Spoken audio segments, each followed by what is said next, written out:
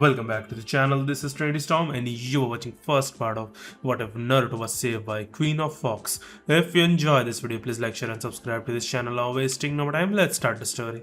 Night of October 10th, Konoha. It was a very depressing day in Konoha, also known as the village hidden in the leaf, as the Kyuubi no Yoko, also known as the nine-tailed demon fox, had attacked the village and killed everyone. Both the village's ninja force and civilian populace had lost numerous lives as a result. However, a woman is sobbing over the recent events outside the village walls and deep within the forest. Two other people, a red-headed woman and a blonde man, were lying on the ground next to each other with enormous holes in their stomachs, and the woman was watching them. The woman who was keeping watch over them was aware that both of them were dead and that she was to blame. She asked, "Why?" as her tears gradually trickled down her cheeks and onto the deceased woman's left arm's hands. "Why did you have to leave? You knew that it didn't have to end like this. You were my best friend Kushina. You could have lived thought this and give your newborn the love that he needed." A baby directly behind her began to cry as if on cue. In an attempt to soothe him, she approached the child, who was in a little basket, slowly and picked him up.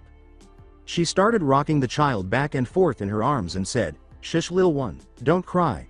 The child fell asleep in the woman's arms. In a matter of seconds the woman carefully returned the infant to the basket from which she had taken him. Her eyes were sad as she gazed at the child, as though she had done something irrevocable.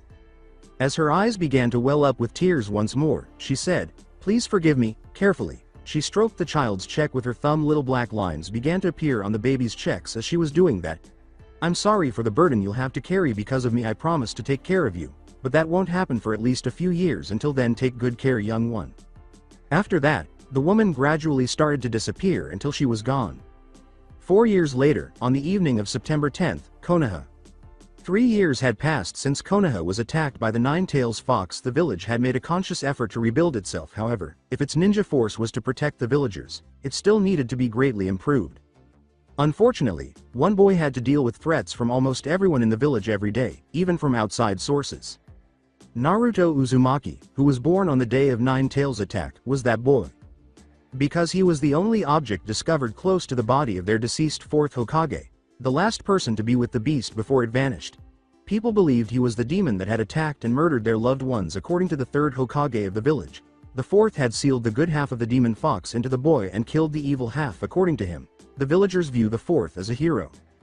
But because of their hatred for the demon, which had destroyed their home and hurt the people they cared about, the villagers continued to believe that the boy was just the demon and feared that it would eventually complete the task it had begun. The third had ensured that the boy would not suffer any harm and that he would never discover what was hidden deep within him. Nevertheless, he passed legislation stating that anyone who hurt the boy would suffer harsh penalties. Mainly to the young children who couldn't recall what had happened that day.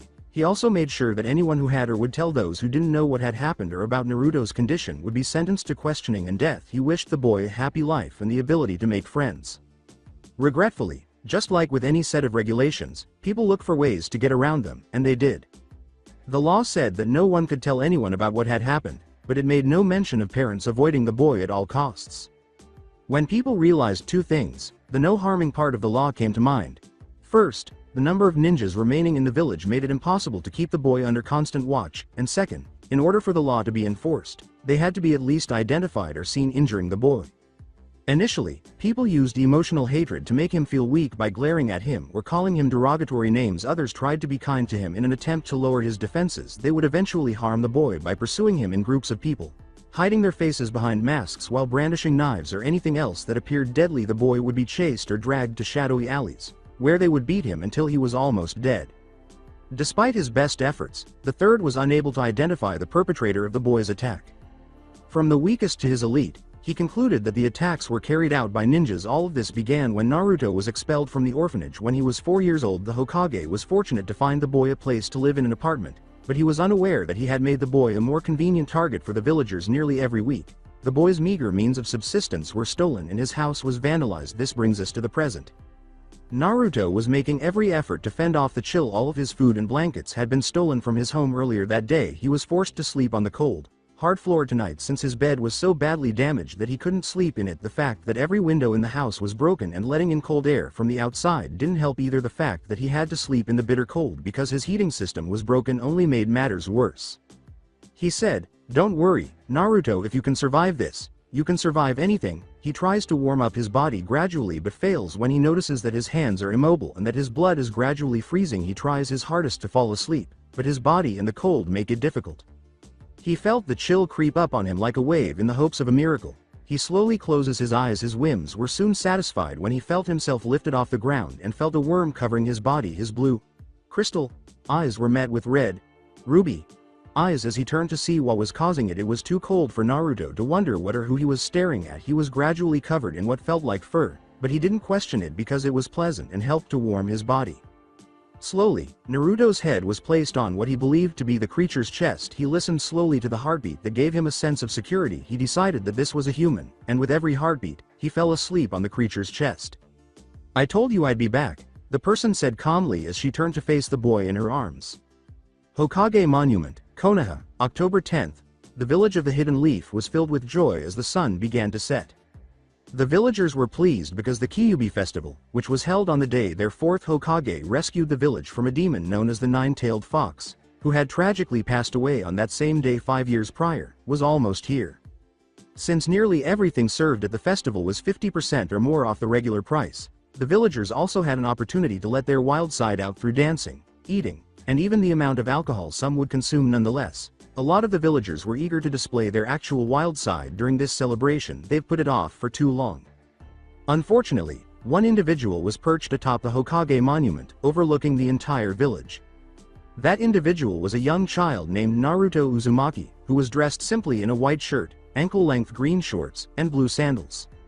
Perched atop the fourth Hokage, he gazed over the village as the sun began to set, giving it a golden hue.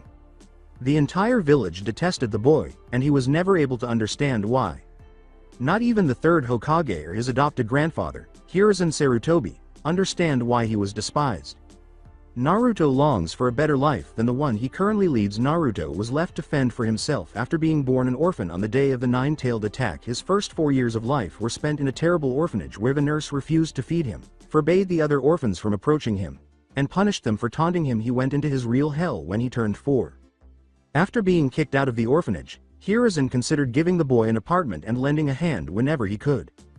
But Hiruzen never once imagined that putting the boy in a careless home would make the villagers target him easily. After the boy was located and taken to the hospital to treat the injuries the villagers had caused him, he would need to visit the hospital at least 9 times per month to see how the boy was doing. Naruto quickly realized he needed to stay somewhere safe, so he decided to spend the day at the Hokage Tower near the Hokage to be safe until he had to return home. But since Hiruzen had to attend crucial meetings and was unable to bring Naruto along or allow him to remain alone in his office, things could not go as planned. Since the Ichiraku ramen shop was the only, if not the only, place where he could enter without being ejected, Naruto believed he could feel safe there. Tuchi and his daughter Ayame ran the store. He had considered the other 2 villagers to be family. They fed him, never charged him too much, and occasionally gave it to him for free. He had been Ichiraku's best customer because he always promised to help with anything they needed to pay for his bill, ate everything he ordered, and never caused much of a mess. Unfortunately, he was afraid that if he stayed longer than he should have, he might have further damaged their business because the villagers would see him enter and frequently left quickly. He thought he could stay up there when the Hokage had to attend crucial meetings. After seeing the Hokage monument one day after giving it a try, he discovered that the top was remote enough that no one would catch him and had a lovely view of the village. Because the Hokage wasn't there today, he had to sit up there. Since he had to be alone once more, Naruto could only feel depressed, but it didn't matter because he was already accustomed to the idea. Slowly, Naruto looked away from the village and toward the paper on the tree next to him. He had been thinking a lot about a drawing he had done for the past month. The picture had red eyes and was nothing more than a shaded object. "What were you?" he thought. "It's almost a month since I saw you and I've been wondering who or what you are." In the past, Naruto had wondered about a figure that had broken into his home after it had been completely looted and confronted him when he was cold and unable to fall asleep. He found nothing of what had visited his house the previous evening when he woke up the following morning. "Go home, Naruto." Naruto glanced up at the sky and saw that night had begun to descend as the little sun that was visible was vanishing. Additionally, he observes that fireworks were being set off into the sky to mark the beginning of the celebration. As he made his way down the monument, Naruto thought, "The festival has stared." Naruto had always pondered why he kept hearing a voice telling him to do something. Better do what the voice said and get home fast. He wasn't sure what to do at first, but he eventually realized that the voice was attempting to warn him about impending danger because he was able to survive through things that ordinary people would die from or be impacted by. He always believed that someone was watching over him. Naruto mostly just wanted to get home because he didn't feel good about tonight. Village Council gathering. At last, the Hokage's meeting was over. The civilian plan for the evening's celebration was the primary topic of discussion. A massive pile of paperwork for everything that would occur during the festival was not something Hiruzen was particularly looking forward to having on his desk. Fortunately, one of the council members reported that his son's Anbu team had volunteered to oversee the festival and prevent any negative events from happening tonight. The meeting adjourned when there was nothing more to discuss, allowing the civilian council to begin the festival. One of the council members asked, "Your son's team isn't going to stop tonight's event, are they?"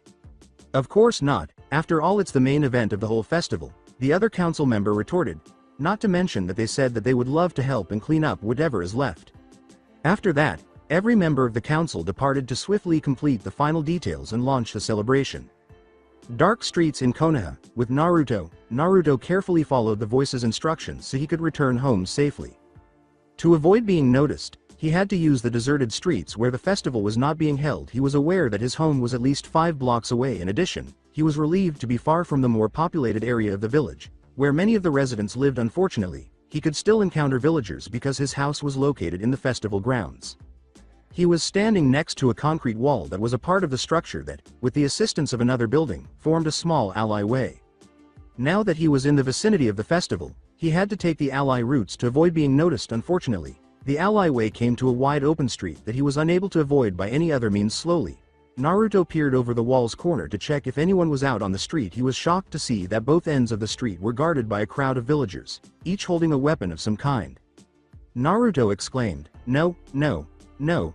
As he saw how many people with various types of weapons were lining the street, he was also angry because it was nearly impossible to hide in the festival light on this street. Fortunately, the shadows allowed him to be seen, but even he was aware that they would eventually track him down. "Great, the lights make it hard for me to sneak by them without being seen. How much longer will this take? I want to enjoy the rest of what this festival has to offer," a local resident replied. "Relax," answered another. "There are other villagers up ahead. If that thing gets by them, well then that's what we are for, to make sure it dies tonight." Naruto can tell it was him they were talking about. The man's use of the word "thing" made him feel hate. Someone else in the village asked, "Are we sure it's out here?" "Of course," replied the same man as before. "Others have said that it's not in its house and not at the place he always eats at, so he has to be near the Hokage Tower. When that thing is finally dead, the second set of fireworks will go off telling everyone it's dead and that the real festival can begin." "Oh number!" Naruto exclaimed as he frantically searched for an escape route. He was startled out of his reverie when he felt an arm grab his neck and lift him off the ground as they walked onto the main street. "I have to think of something or else they will find him," he said. The villager who was holding Naruto said, "Hey guys, look what I found." As the villagers approached the man who was holding the now frightened Naruto, evil smirks appeared on every one of their faces. "Naruto," stated the voice in his head, "when I give the word, bite the man that's holding you as hard as you can. When he lets go, run straight, don't look back, and get to your house and barricade the door as much as you can." Naruto was listening as a woman holding what looked like a walking stick came up and ready to swing the stick at him. In a chilly tone, the woman stated, "This stick belonged to my father. He couldn't walk right, so he needed it to make it easy to get around. Ironic, since this helped him move around. Now I'm going to use it so you don't move around anymore. Demon."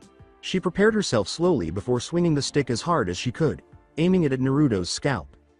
"Naruto now!" The voice yelled as fast as he could. Naruto bit the man's arm, then released his hold to allow him to fall to the ground. When he landed, she heard the stick break and noticed that the previous man had been struck directly in the face, and his skull sounded like it was being broken. Naruto accepted the gap the women had left for him to run through. Out of gratitude, the crowd behind him yelled at him and pursued him as he ran as quickly as his short legs would allow, cutting off all he could hear from the mob. He merely hoped he would make it to his home. He was relieved that he could now see his apartment. He hurried up the stairs, went inside, gathered everything he could carry, and did his best to block the front door. Naruto followed instructions and tried to calm himself. "Good, Naruto, now wait near your window in your room, so if anything happens you have a way out. It'll be alright. The voice has gotten me this far and I know it will get me out of this as safe as it can." With the mob outside, with torches and a weapon in hand, the crowd gradually encircled the apartment complex. Many villagers shouted in agreement as one said, "I saw we dragged that thing out of there so we can finally be rid of it." Another person said, "Not so fast, but we're going to use this." The man produced 2 round objects. A smoke bomb? A man in the crowd asked after giving one a close inspection. The man said, yes.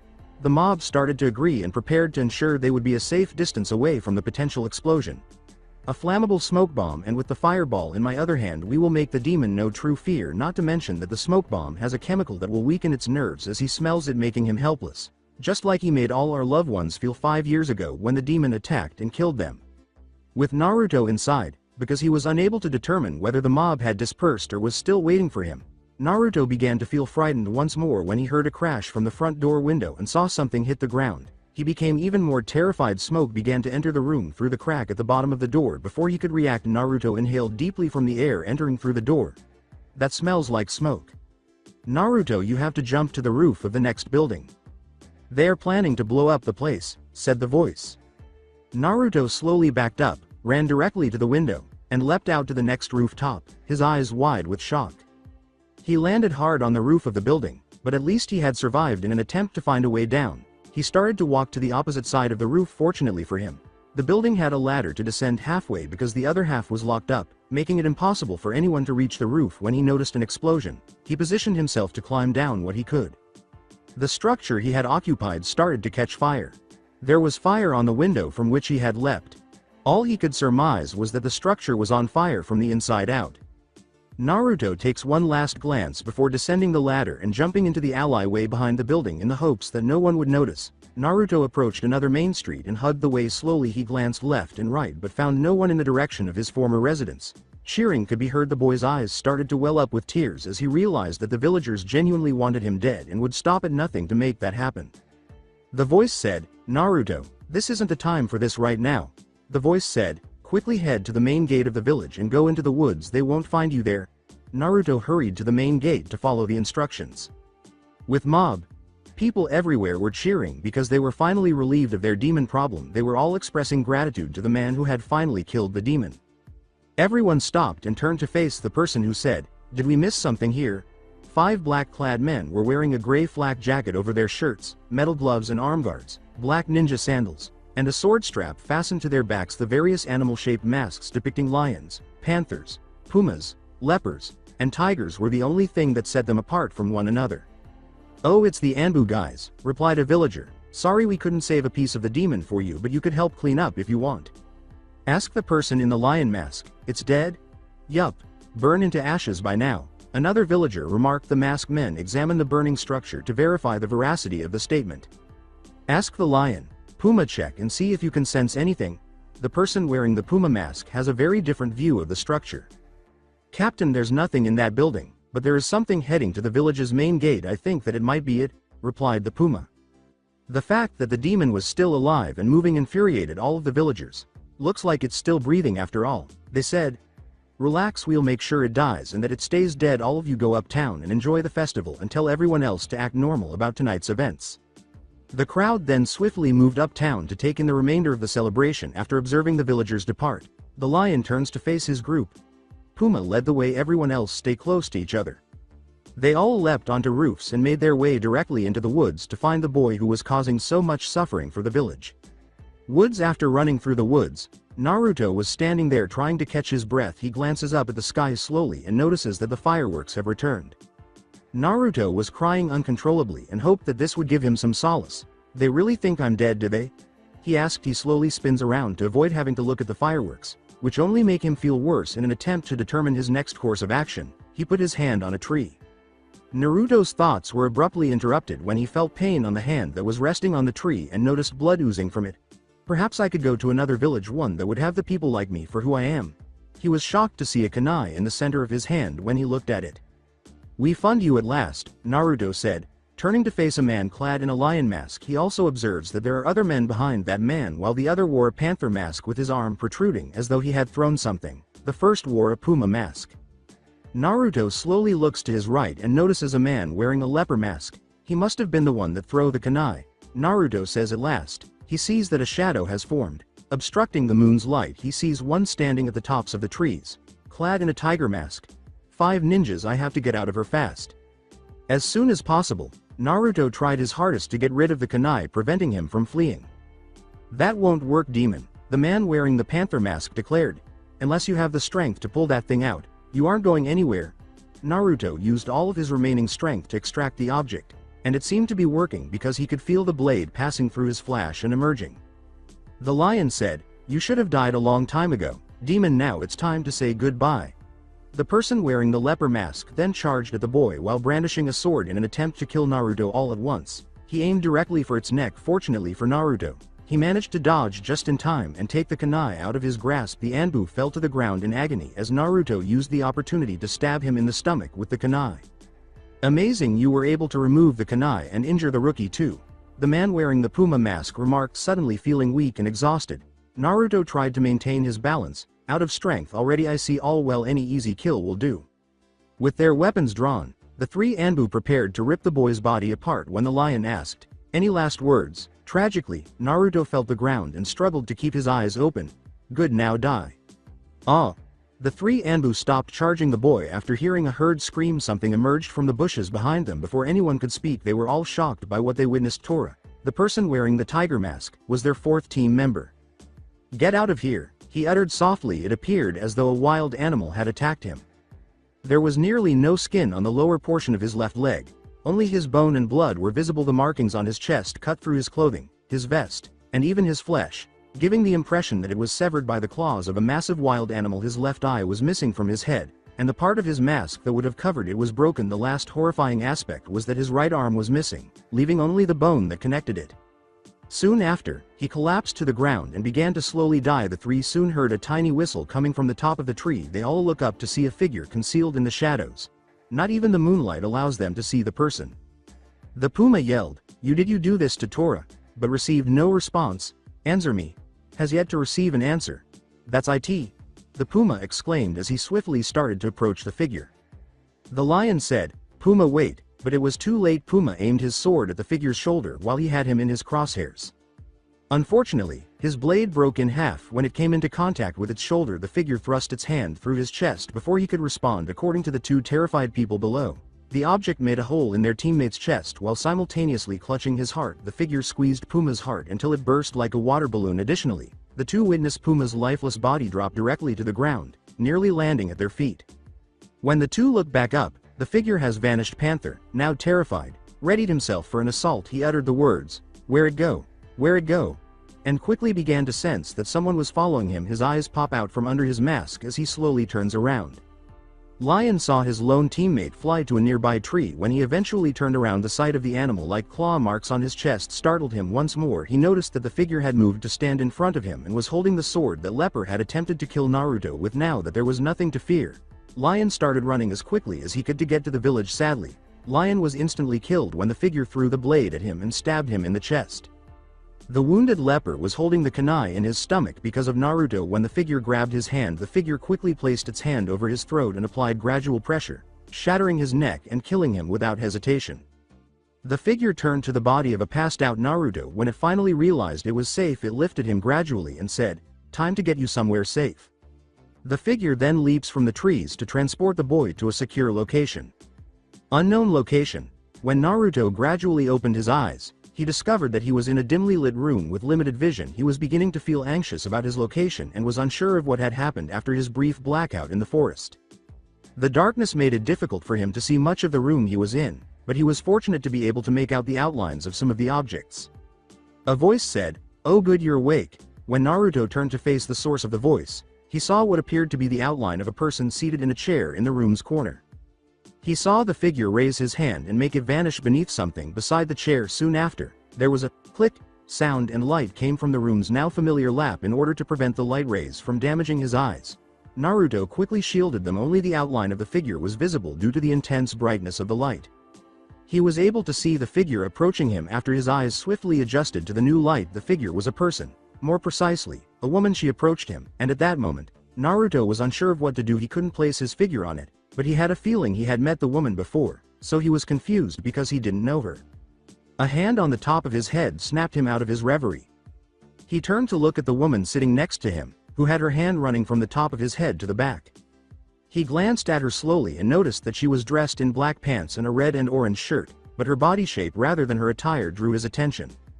As far as he could tell, she had the ideal hourglass figure that women would kill for, and if men stared at her for too long, their eyes and hearts would burst out of them. The two enormous lumps on her chest were what truly attracted Naruto's attention. He quickly realized that he was staring at them for a bit longer than he should have, so he quickly turned his head to the left and stared at the wooden floor, hoping the woman wouldn't notice him staring at her breast. "Well, is little Naruto in love with my twins, or is it something else that he likes?" replied the female's. Naruto's face turned scarlet at that point, since he would sooner give up a finger than violate a woman's privacy or look at any part of her body other than her head and face without her consent. He detested it when people thought he was a pervert. He abruptly turned to the woman to declare that he was not a pervert, but he stopped when he saw her face clearly. Her face was so smooth, slick, and innocent that it was truly that of an angel, if not a god. Her eyes were even and seemed to have the power to entice men to their demise, and her lips were a soft, smooth pink that seemed like they could kill a man with a kiss. From the ears to the nose and the eyes to the mouth, her face appeared to be perfectly aligned. However, it was her expression that drew his attention rather than her features. She appeared happy and relieved, as though she had rediscovered something that had been lost for years. Naruto thought that was strange because it appeared as though she was aiming that glance at him, but he was aware that no one in his village actually cared about him. She questioned, "Is something wrong, Naruto?" Given that the boy had never met her before, she was concerned that she was frightening him. Naruto abruptly jolted out of his reverie after saying that. "No, I was wondering if we have ever met before because you feel very familiar. More importantly, where are we and how did I get here?"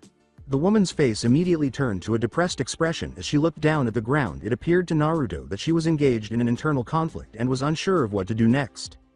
She began by saying, "Naruto, before I answer your questions, I need you to promise me that you will not overreact to anything I'm about to tell and that you listen to everything I have to say before you make a judgment." She turned to wait for the boy's response, but all she received was a nod that he would follow her instructions. Her eyes were so familiar to Naruto that he couldn't take his eyes off of them. She inhaled deeply before turning back to face the ground. She began, "Okay." She paused to give the boy time to process the information. "To answer your question, where you are? You are in a house located outside the village of the Leaf Well, your parents' house to be more precise." "My parents?" Naruto pondered. How does she know my parents, since not even old man Hokage knows about them, and if she does, where has she been all this time? Naruto remained silent about this and simply continued to stare into her eyes as they began to display some emotion. "As to how you got here," she went on, "I brought you here after saving you from those ninjas back in the woods." Naruto simply stared into her eyes as though he was trying to find an answer, but he wasn't sure what it was. Naruto thought, so all that really did happen, as everything that had previously begun to play out in his mind like a movie. He believed that the events were from a nightmare of some kind, but considering how his life had gone thus far, he concluded that it was likely that it would occur soon. He was grateful that this woman had come to his rescue because he had no idea what might have happened to him otherwise. "As to whom I'm will," she began once more while Naruto continued to gaze into her eyes. I'm Naruto noticed that she sounded as though she were struggling with something inside of her. He noticed that she was now beginning to display an emotion in her eyes, but it was fear, an emotion he was familiar with. "I'm the reason why you're hated in your village, Naruto. I'm so sorry," she replied. She began to cry and quickly put her hand over her eyes to hide them from the boy. Unfortunately, she was too slow. When she said that, Naruto noticed the shift in her eyes at that moment. He was giving what she had told him a lot of thought. "She is the reason why I'm hated, but as far as I know I have never met her and she has never met me. At least I think we haven't met, so how can she be the cause of all my pain?" The woman continues to cry while covering her eyes with her hands. She didn't want to see how he would respond to what she had said, or how he would treat her if he had actually believed her. Abruptly, she sensed arms encircling her abdomen. She looked down and moved her hands, but the boy's head was blocked by her breasts, revealing only his long, bright yellow hair, which indicated that he was directly beneath her cleavage. He was giving her a hug. She was being hugged by Naruto. It was believed that she would be yelled at or worse after what she had said. Her words were interrupted when his head poop came out and his blue eyes eyed her red ones. "Naruto, why are you?" she said. He said, "I know it," as though he had finally figured out the answer to the question that had been bothering him all along. "You're that beautiful woman that helped me out that cold night last night and helped me go to sleep for the first time since I've been alone."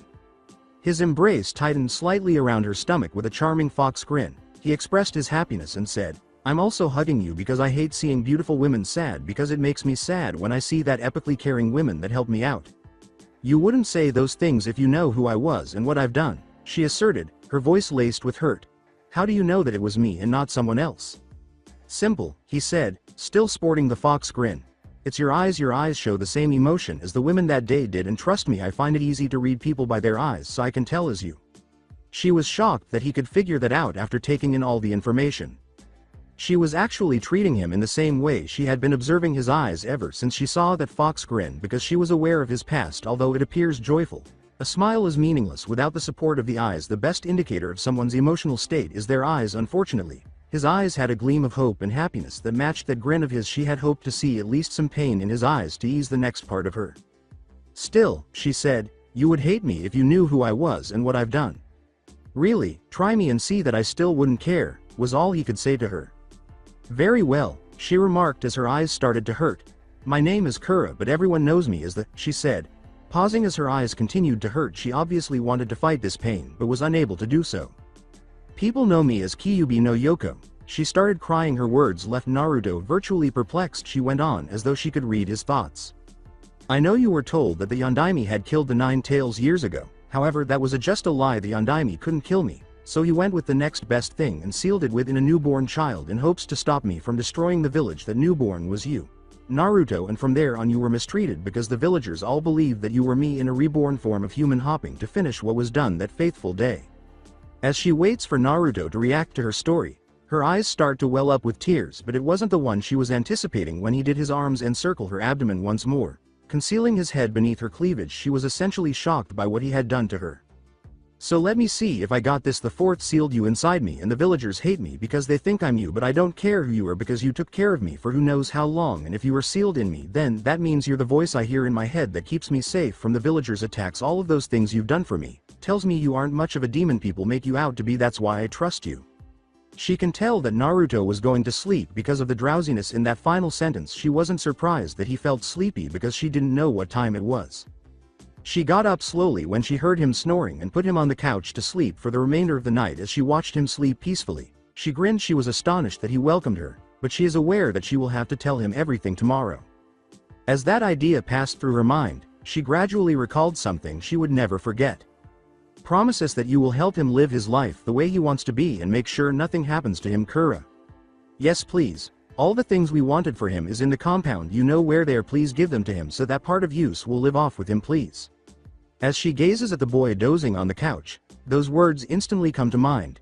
"It's time we live up to those promises you made back then, Kura." "Yes, we do, but first I need to get a few things and then we will leave." "Where will we go?" "I know just the place." After saying that, she turned around and walked into the dark room that had not been illuminated by the lamp before. She was aware that Naruto's life would change after this day, but even she was unsure if it would be for the better or worse. She is aware that she will support him at every turn, though, regardless of what happens. That's a promise to the end. Woods. After being awakened by the chirping of birds, crickets, and numerous other loud insects that one might encounter in the woods, Naruto slowly opens his eyes. Looking around, he discovers that he was lying on a tree's base, his body covered like a blanket by what appears to be a black cloak. The events of the previous evening then come back to him in a flash: the encounter with Kura, the pursuit in the village, and the pursuit by the Ambu in the woods. He asked himself, was it all just a dream? "No, not the part about being chased out of the village," Naruto said. "But did I really meet Kura, or did I just dream it all?" Naruto always knew that the village would stop at nothing to get rid of him, and if he was in the middle of the woods, then the events did indeed occur. "Good morning, sleepyhead," a voice speaking directly above him said. Kura was perched on the branch above Naruto. When he looked up, she leapt to the side and landed on the dirt road beside the tree, allowing Naruto a clear view of her before he could respond or even say anything. Naruto saw that she was dressed in a larger cloak, just like the one covering him. Her arms were entirely covered by sleeves, and the cloak reached her knees. Kura's mouth appeared to be covered by the collar because of Kura's vivid red hair. Naruto thought the cloak had a hood on the back, but he couldn't see it. Additionally, Naruto saw that the cloak was open in the center, allowing him to see what Kura was wearing underneath it. Her black cloak looked great with the orange turtleneck she wore, in addition to what he assumed to be a light brown knee-length battle streetwear skirt. The ensemble was completed with black sandals. Naruto soon noticed the enormous scroll next to her feet. The orange scroll had yellow on one side and red on the other. Kura beat him to it before he could ask what the scroll was for. Naruto listens eagerly as he considers how his decision will impact both himself and those around him. "Today, Naruto, I will be giving you a choice for you to make, and depending on that choice will determine how your life will go on from here on out." Now, Kura started once more. "Your first choice is in front of me." She gestures to the scroll at her feet, and then she points behind him, but he doesn't look. "Your second choice is the dirt road we're on and going that way. In order to make an informed decision, He wants to hear the options clearly. Now it is early dawn, so it's about 3 to 4 o'clock right now. If you chose the dirt road, you will walk back to the village and make it there by the time the sun is out. From there on you will continue to live how you were before we've met. You won't see me for some time, nor will you remember any of the events that happened since we've met. However, I will try to help you from the shadows if I can, since I can't be seen by anyone without causing questions to come up." She stopped. After taking in everything he had just heard, Naruto became a little depressed when she said he would never see or remember her. A minute later, Kura started speaking once more. "However, if you chose the scroll, you and I will go to a place where I will train you so that you can defend yourself when you return in 3 years to start the ninja academy the Hokage enrolled you in. When you return you will be strong. I don't know how strong, but strong enough to make it thought the rest are your days in the academy. I must tell you that the training will be tough, but knowing you'll pull those somehow." Naruto absorbed the information once more and attempted to decide what he believed to be a wise course of action. Kura, however, interrupted his thoughts by saying, "If you chose the road, then turn around and start walking. However, if you pick the scroll, then put on the cloak. You haven't touched the scroll. Remember that whatever happens you'll take full responsibility for what you do. There is no going back." Having said that, Naruto was at last able to decide. He slowly rose from his position by the tree, picked up the cloak, and went to the scroll to retrieve it. Kura could tell by the resolve in his eyes that Naruto had made up his mind and would not back down. She turned away from the boy and raised her right arm. Having nothing more to say, she swiped down, forming a claw shape with her hand. Curious, Naruto watched to see what Kura was up to. After that, Kura shifted aside, and Naruto was stunned by what he saw. He noticed what appeared to be a portal there. The interior of the portal had a vortex appearance, with black and purple hues swirling around. Naruto was particularly drawn to the claw-like marks on the top and bottom of the portal, which gave him the impression that Kura's hand had cut it open. How did she do that? How did she cut through nothing and get a portal? I wonder if she will teach me that, he was thinking. "Naruto," Kura's voice brought him out of his thoughts. "Go into the portal. I'll follow in shortly after you make it through safely. Once on the other side we will go to a village, and there I will explain to you what will happen and answer any questions you may have." He simply nodded and proceeded to the portal. He turned to face the road leading to the village just as he was ready to pass through the portal. "I'll be back one day. I'll be stronger, so you all don't have to worry too much about me. I wish I could have said bye to you all, but I know Kura will take care of me, and she might have her own reasons why she can't have you all see her. Until then, look out, because a new Naruto Uzumaki is coming." After that, he entered the portal and saw everything behind him vanish. Unknown location. Naruto walked through darkness, with the only sources of light being a portal behind him and a hole no larger than 3 feet in front of him. He approached the hole directly and discovered that it was much larger than he had anticipated. As he arrived at the hole, he realized that he was entering a cave and that this was its entrance. He observed what was going on outside the cave. The snow blanketing the land was the first thing he noticed. His next observation was that there weren't many trees covering the area. The last thing he noticed was that his ears felt like they were about to pop and that he was having trouble breathing. He rubbed the inside of his ears, hoping to relieve the pain, and yelled, "Am I on top of a mountain or something?" "Not a mountain, but a hill, Naruto said, turning to see Kura standing beside him at the base of the cave's entrance. "Put the cloak on, Naruto. We'll be walking in the snow and I don't want you to get cold." Naruto had nearly forgotten that he was holding the cloak. He tries to put it on as soon as he remembers it. Kura, however, left the cave and took a look around. Then she stood at the edge of the path leading to the cave's right side and peered down. When Naruto emerged from the cave wearing the black cloak, he noticed Kura staring down the hill near the edge of the path that led from the cave. After that, he watched her glance at the sky, then to her right, and finally back at him. "We will have to walk on this path and then reach the road up ahead. From there we will walk down the hill and head to the village 5 miles from here. However, we must hurry because a snowstorm will hit soon and we don't want to still be on the hill when the worst of it hits. We are about 50 feet above ground level, meaning the height must be affecting your ears, and if that's true you'll have some trouble keeping your balance. Now come on, let's go." After that, neither of them spoke as they began to move. Naruto quickly realizes that the scroll she had previously used is now strapped to her back. His curiosity about the contents of the Tat scroll quickly led him to consider what Kura might teach him. He pondered his strength, but recalled Kura's promise to explain everything once they arrived in the village. The road that Kura must have been referring to appeared to them 10 minutes later. "Naruto, do you see those clumps of snow on both sides of the road?" Kura asked, looking down the road for anything noteworthy. When Naruto noticed that some of the snow was uneven along the road, he thought that was what she was referring to. "Those pile of snow on the edge that looks like a small little hump on the ground. Yes, I do see them." "Good, now be careful not to step on them because to that is snow stuck to the edge of the hill, and if you step on that then the snow will break due to your weight and you might fall off the hill." After hearing what she had to say, Naruto said, "Got it." After saying that, they started to descend the hill once more. Shortly after, Naruto noticed that the road they were traveling on was a spiral around the hill, and when he looked up, he saw snow above him. However, when he looked back, it appeared as though they had been traveling in a straight line. "Hey Kura, if we're going down a spiral road, how come when I look behind you it looks like we're walked down a straight path?" he asked, perplexed by this. "That because of the snow," she said. "It snows a lot around here, so the snow acts a bit weird around this hill.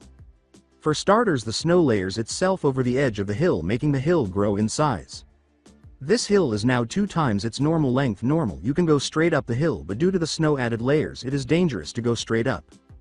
Thankfully the trees on this hill help form a spiral-like road to help people get by. But the snow domes still stack over each other and makes weak snow stick to snow that harden and makes it easy for people to get thrown off the hill. As to why you see yourself going down, it might be the fact we're so high above ground level that your mind is starting to play tricks on you, so be careful. Alright, I hope I was able to explain it to you, Naruto, but don't worry too much about it because we'll go over it in training." Naruto absorbed the information and found it somewhat helpful, but his main goal was to leave this hill. Naruto began to feel lightheaded and his vision became blurry. About halfway down he fell to his knees in an instant. In response, Kura said, "Naruto, get on my back, you're getting tired." Kura was hardly visible or audible to Naruto. Then Kura could hear the wind blowing overhead. She was startled to see snow clouds headed directly at them. "Naruto, get down now." But since Naruto couldn't hear her, her words were met with silence. The next thing she knew, they were completely engulfed by the snow cloud. Naruto fell on some snow because he was unprepared for the strong wind, but the snow gave way under his weight and broke off its sides, sending him over the edge. Kura saw that he had fallen off the hill and heard his screams, "Naruto!"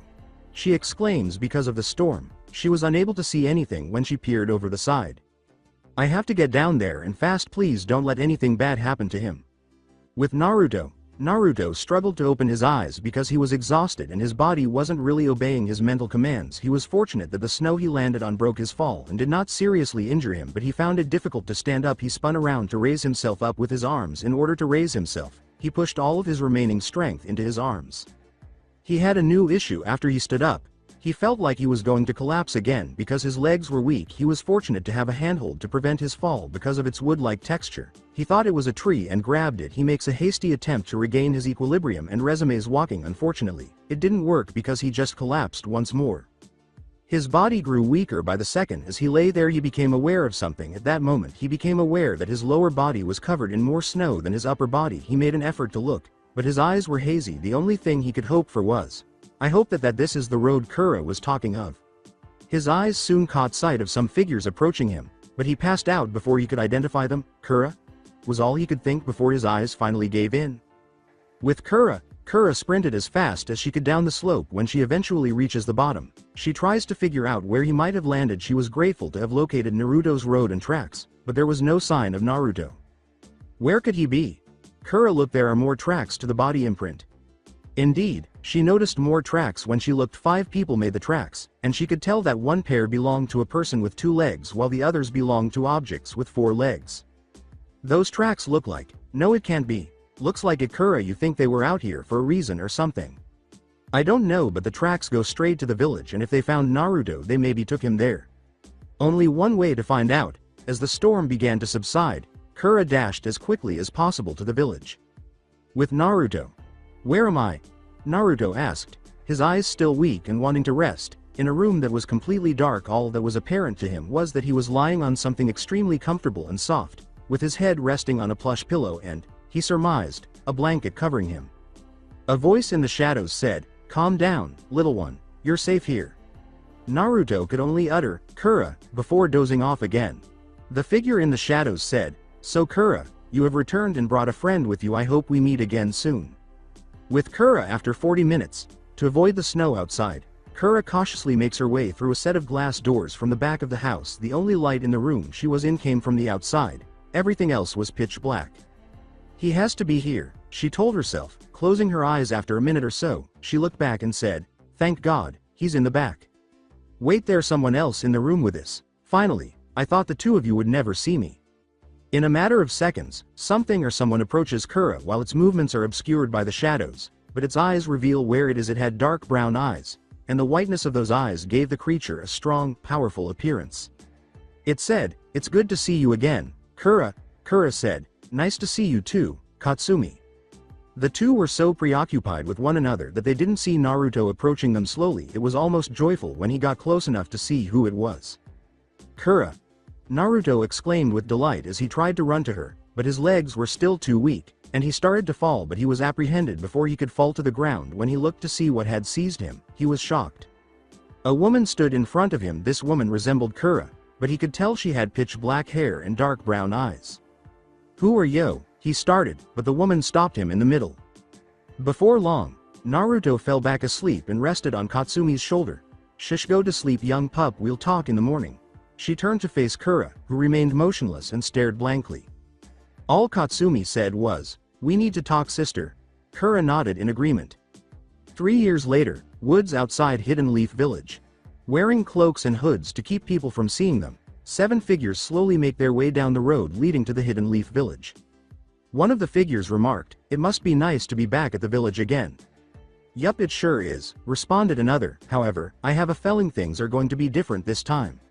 In the Hidden Leaf Village's Hokage's Tower, in the Hokage's Tower office, an elderly man was engaged in combat with paperwork, the very foe he had never been able to defeat in his life as the Hokage.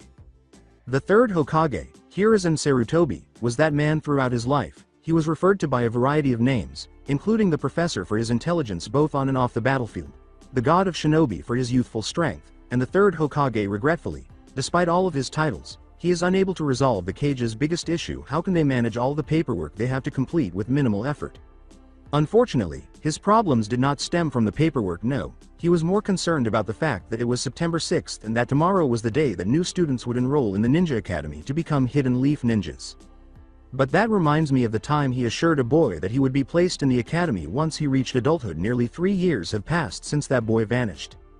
That boy's name was Naruto Uzumaki. Additionally, the elderly man had changed since what had happened on his birthday 2 years prior. Of all people, he felt accountable for the boy's ordeal. He always wished for the boy's best interests. It can be difficult to grow up without parents and friends your own age, and it's even more difficult when everyone in your village wants you dead. "Where are you, Naruto?" "I had almost every Anbu officers go into woods and nearby villages, but it came up empty. Even now I doubt the info I've received, but even I don't have control over people, ideas and actions. I hope that we see each other again and you are safe and happy." The sound of the door opening and closing soon jolted him out of his reverie. When he looked up, 3 people he knew well were there. The first was a female Anbu dressed in the traditional Anbu uniform, which included metal arm guards, black and gray armor, and a katana strapped to her back. She was also wearing a cat-shaped mask with 3 red stripes. The mosque's forehead had 1 vertical stripe, while its cheeks had the final 2 horizontal stripes. Lastly, she has a red Anbu tattoo on her right shoulder, which is a hallmark of every Anbu in the Hidden Leaf. The second individual was also a woman with light brown, pupilless eyes and black hair that was styled in a short, spiky, fanned ponytail with a blue tint that gave it a violet hue. Her forehead protector was mostly obscured by her hair. Around her neck, she wore what appeared to be a thick cord with a small pendant that resembled a snake's fangs. In addition to a low-cut black shirt that reached her belly, she was dressed in a fitted mesh bodysuit, also known as a fishnet suit, that extended from her neck to her thighs. In addition, she had on a dark orange miniskirt with a dark blue belt that was attached to the waist of the skirt. She also wore knee-length pale gray shin guards and light blue shinobi sandals. Last but not least, she wore a tan overcoat with pockets on both sides and a purple inseam. The final individual was a young girl who appeared to be 4'7" feet tall. Her hair was trimmed in a short, Heim-like style, just above her forehead, with a few chin-length strands framing her face. She was dressed in a tan hooded jacket with white fur around the bottom and fire symbols on the upper right and left sleeves. She was also dressed in light blue shinobi sandals and navy blue pants. What was most obvious, though, was that her eyes were white with a hint of lavender. Her very fair skin and bark blue hair made them easy to spot, and her eyes stood out. The elderly man said, "Hello Cat, Anko, Hinata, what can I do for you 3 today?" Before long, the Anbu, now called Cat, stepped forward slightly and uttered. The elderly man gazed down at the young girl's feet and said, "Lord Hokage, Anko and I have finished buying the supplies needed for Hinata to start the academy tomorrow." When Hinata was expelled from the Hyuga clan a year ago, her life took a turn for the worse. In an attempt to live in peace, she had been hiding from the clan. Fortunately, they gave up because she vanished a month later. She has lived with Anko throughout that period, and even now she couldn't live with her friend Kurenai because it would have been simple for her clan to find her, and she couldn't get her own house because they might find her. Fortunately, Anko would prefer that she stay at her house so that she could learn a few things from her and her clan wouldn't discover her there. Living with Anko has really benefited her. She has become more confident in herself than when she was shy girl years ago, and from what I heard she has become a good tracker and knows the basics of living in the woods. She has even learned how to fight. Without her Byakugan she would make a fine addition to the academy, but is she really ready to be seen again? He paused as Hinata lifted her head so the Hokage could see her eyes. Hinata, are you sure you want to go to the academy? You don't have to join so early. You could wait. All that was visible in her eyes was resolve. Anko couldn't help but smile at her transformation of her life. Yes, she stared. I'm ready, and I don't care who in my family I run into. I show them I'm no pushover. After putting tobacco in his pipe and lighting it, the Hokage remarked, very well, since your mind is made up I have to come up with a story to explain where you have been this past year, since the council will be wondering where you have been all this time. Hinata thanked him for doing this for her by bowing. Anko said, very well, since that about it, we will be on our way. She paused and turned around in a hurry. She sensed something coming, but there was nothing. Cat quickly started to sense it as well, and the Hokage soon followed. The cat said, Hinata, get behind me and Anko. She silently moved behind the two and awaited the outcome. When the Hokage noticed something, he looked from left to right to see how they were feeling. Why aren't the other Anbu acting to this feeling as well? He asked. That's when he noticed it. He saw the birds outside the window to his left. The birds weren't flying, which was strange. They were stranded in midair. No? Are we in some type of genjutsu? A figure materialized at the front of the door as if at the exact moment the figure's hands were hidden by the sleeves of a black cloak that hung down to its knees. The hood of the cloak covered its head, and its face was hidden by a mask. It was a strange mask in contrast to Cat's mask. This one appeared to be composed of two animals. The mask's right side resembled a fox, while its right side resembled a wolf. There were also some swirls on each cheek of the mask. They all thought it was strange that even though the man didn't appear to be taller than Hinata, his sudden appearance and lack of warning made him a real threat. They could only determine that it was a man. Now holding a kunai, Anko assumed her fighting stance and asked, who are you? When the figure said, Anko Midarashi, Yuga Uzuki, Hinata Hyuga, and Hiruzen Sarutobi, everyone's eyes widened. They don't know anything about this individual, but so far, they came out of nowhere and know all of their names, along with an ANBU's name to boost. I see you all have questions, the speaker said. Very well, met me on top of the Hokage monument. In fact, all of you should come. I have some information on someone you may know. At that point, nobody knew what the speaker was referring to. All I can say is that he misses you all, and he misses when Anko rubs on his yellow spiky hair.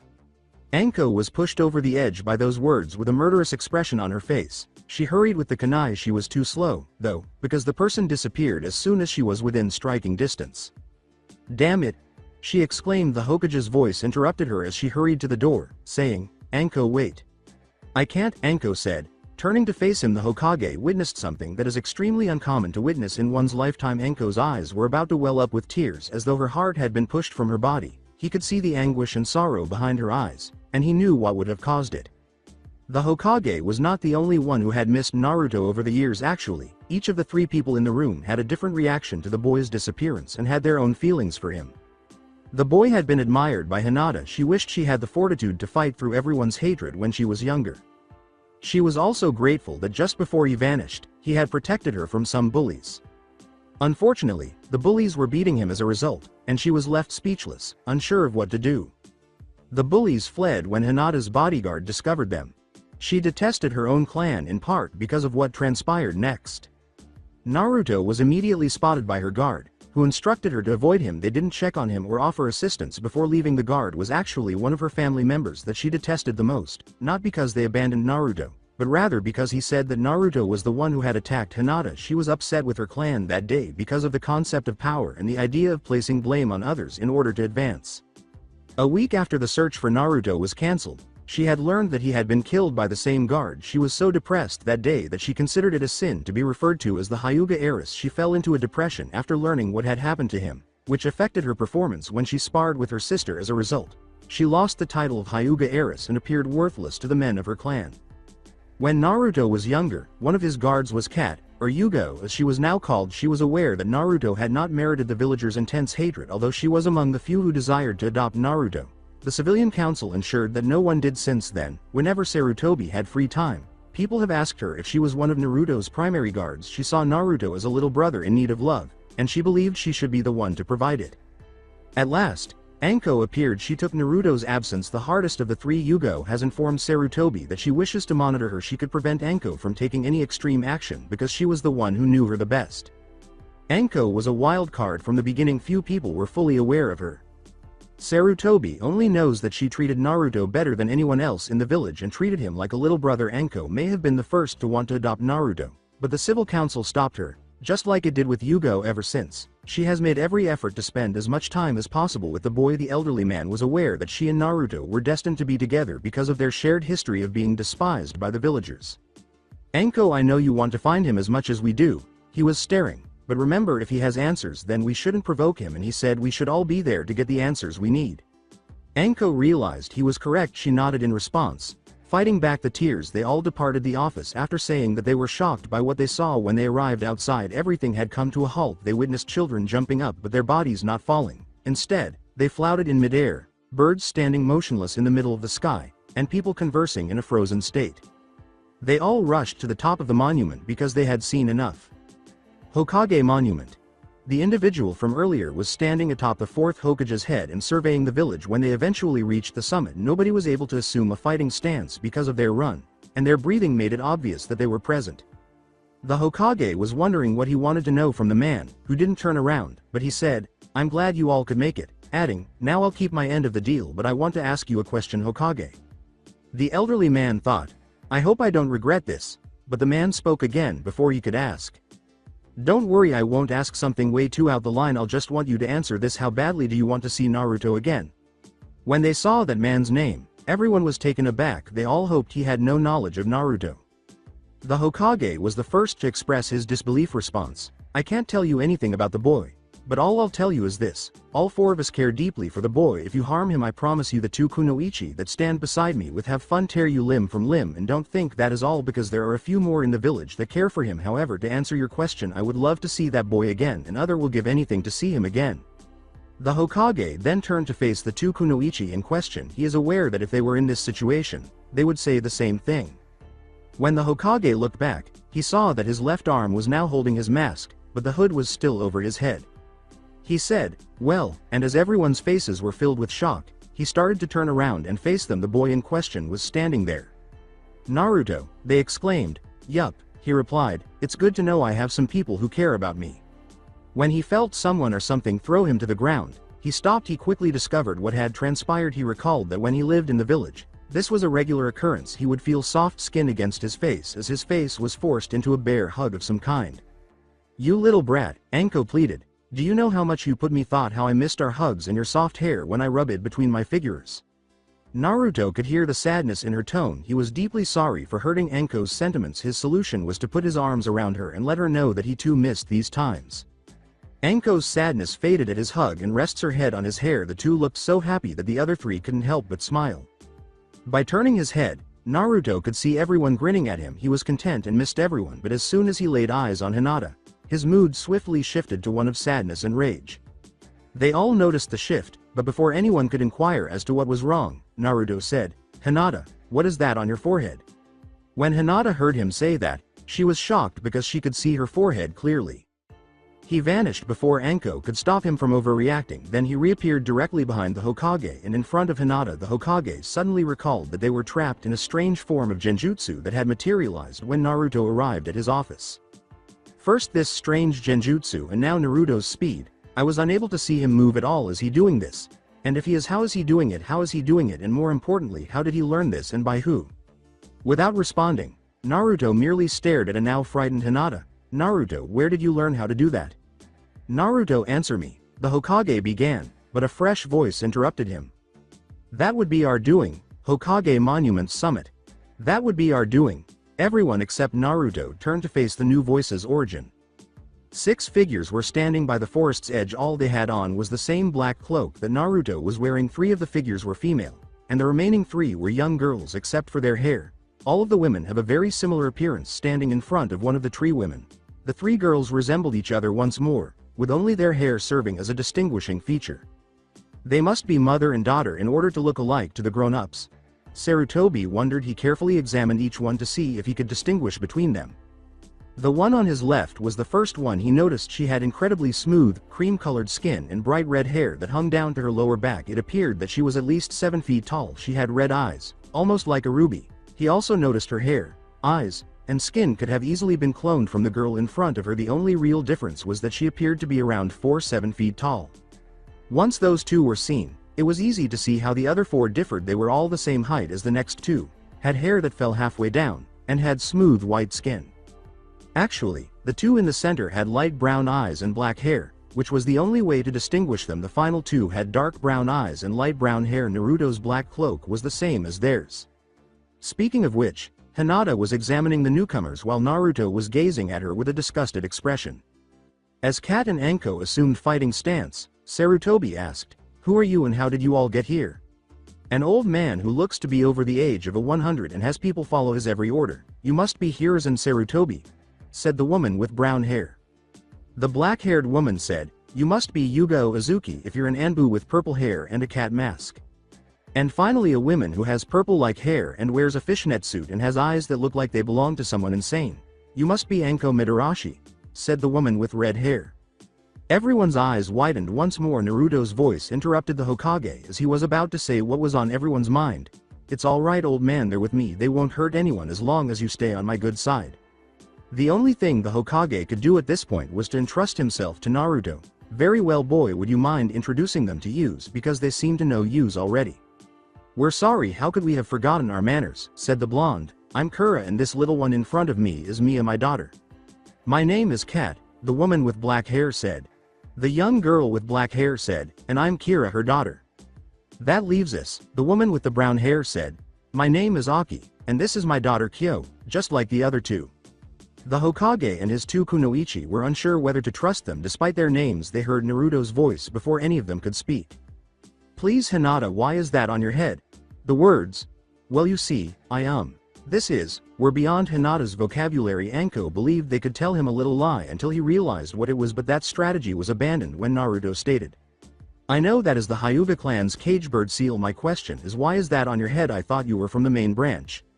A green, X-shaped seal appeared in the center of her forehead, with what appeared to be tiny hooks on either side, one pointing down and the other up. Suddenly, Naruto reached a frightening conclusion. "Hinata, did you get that because of me?" She looked shocked that he would ask her that question. "Tell me, Hinata, did you get that because I saved you from those bullies?"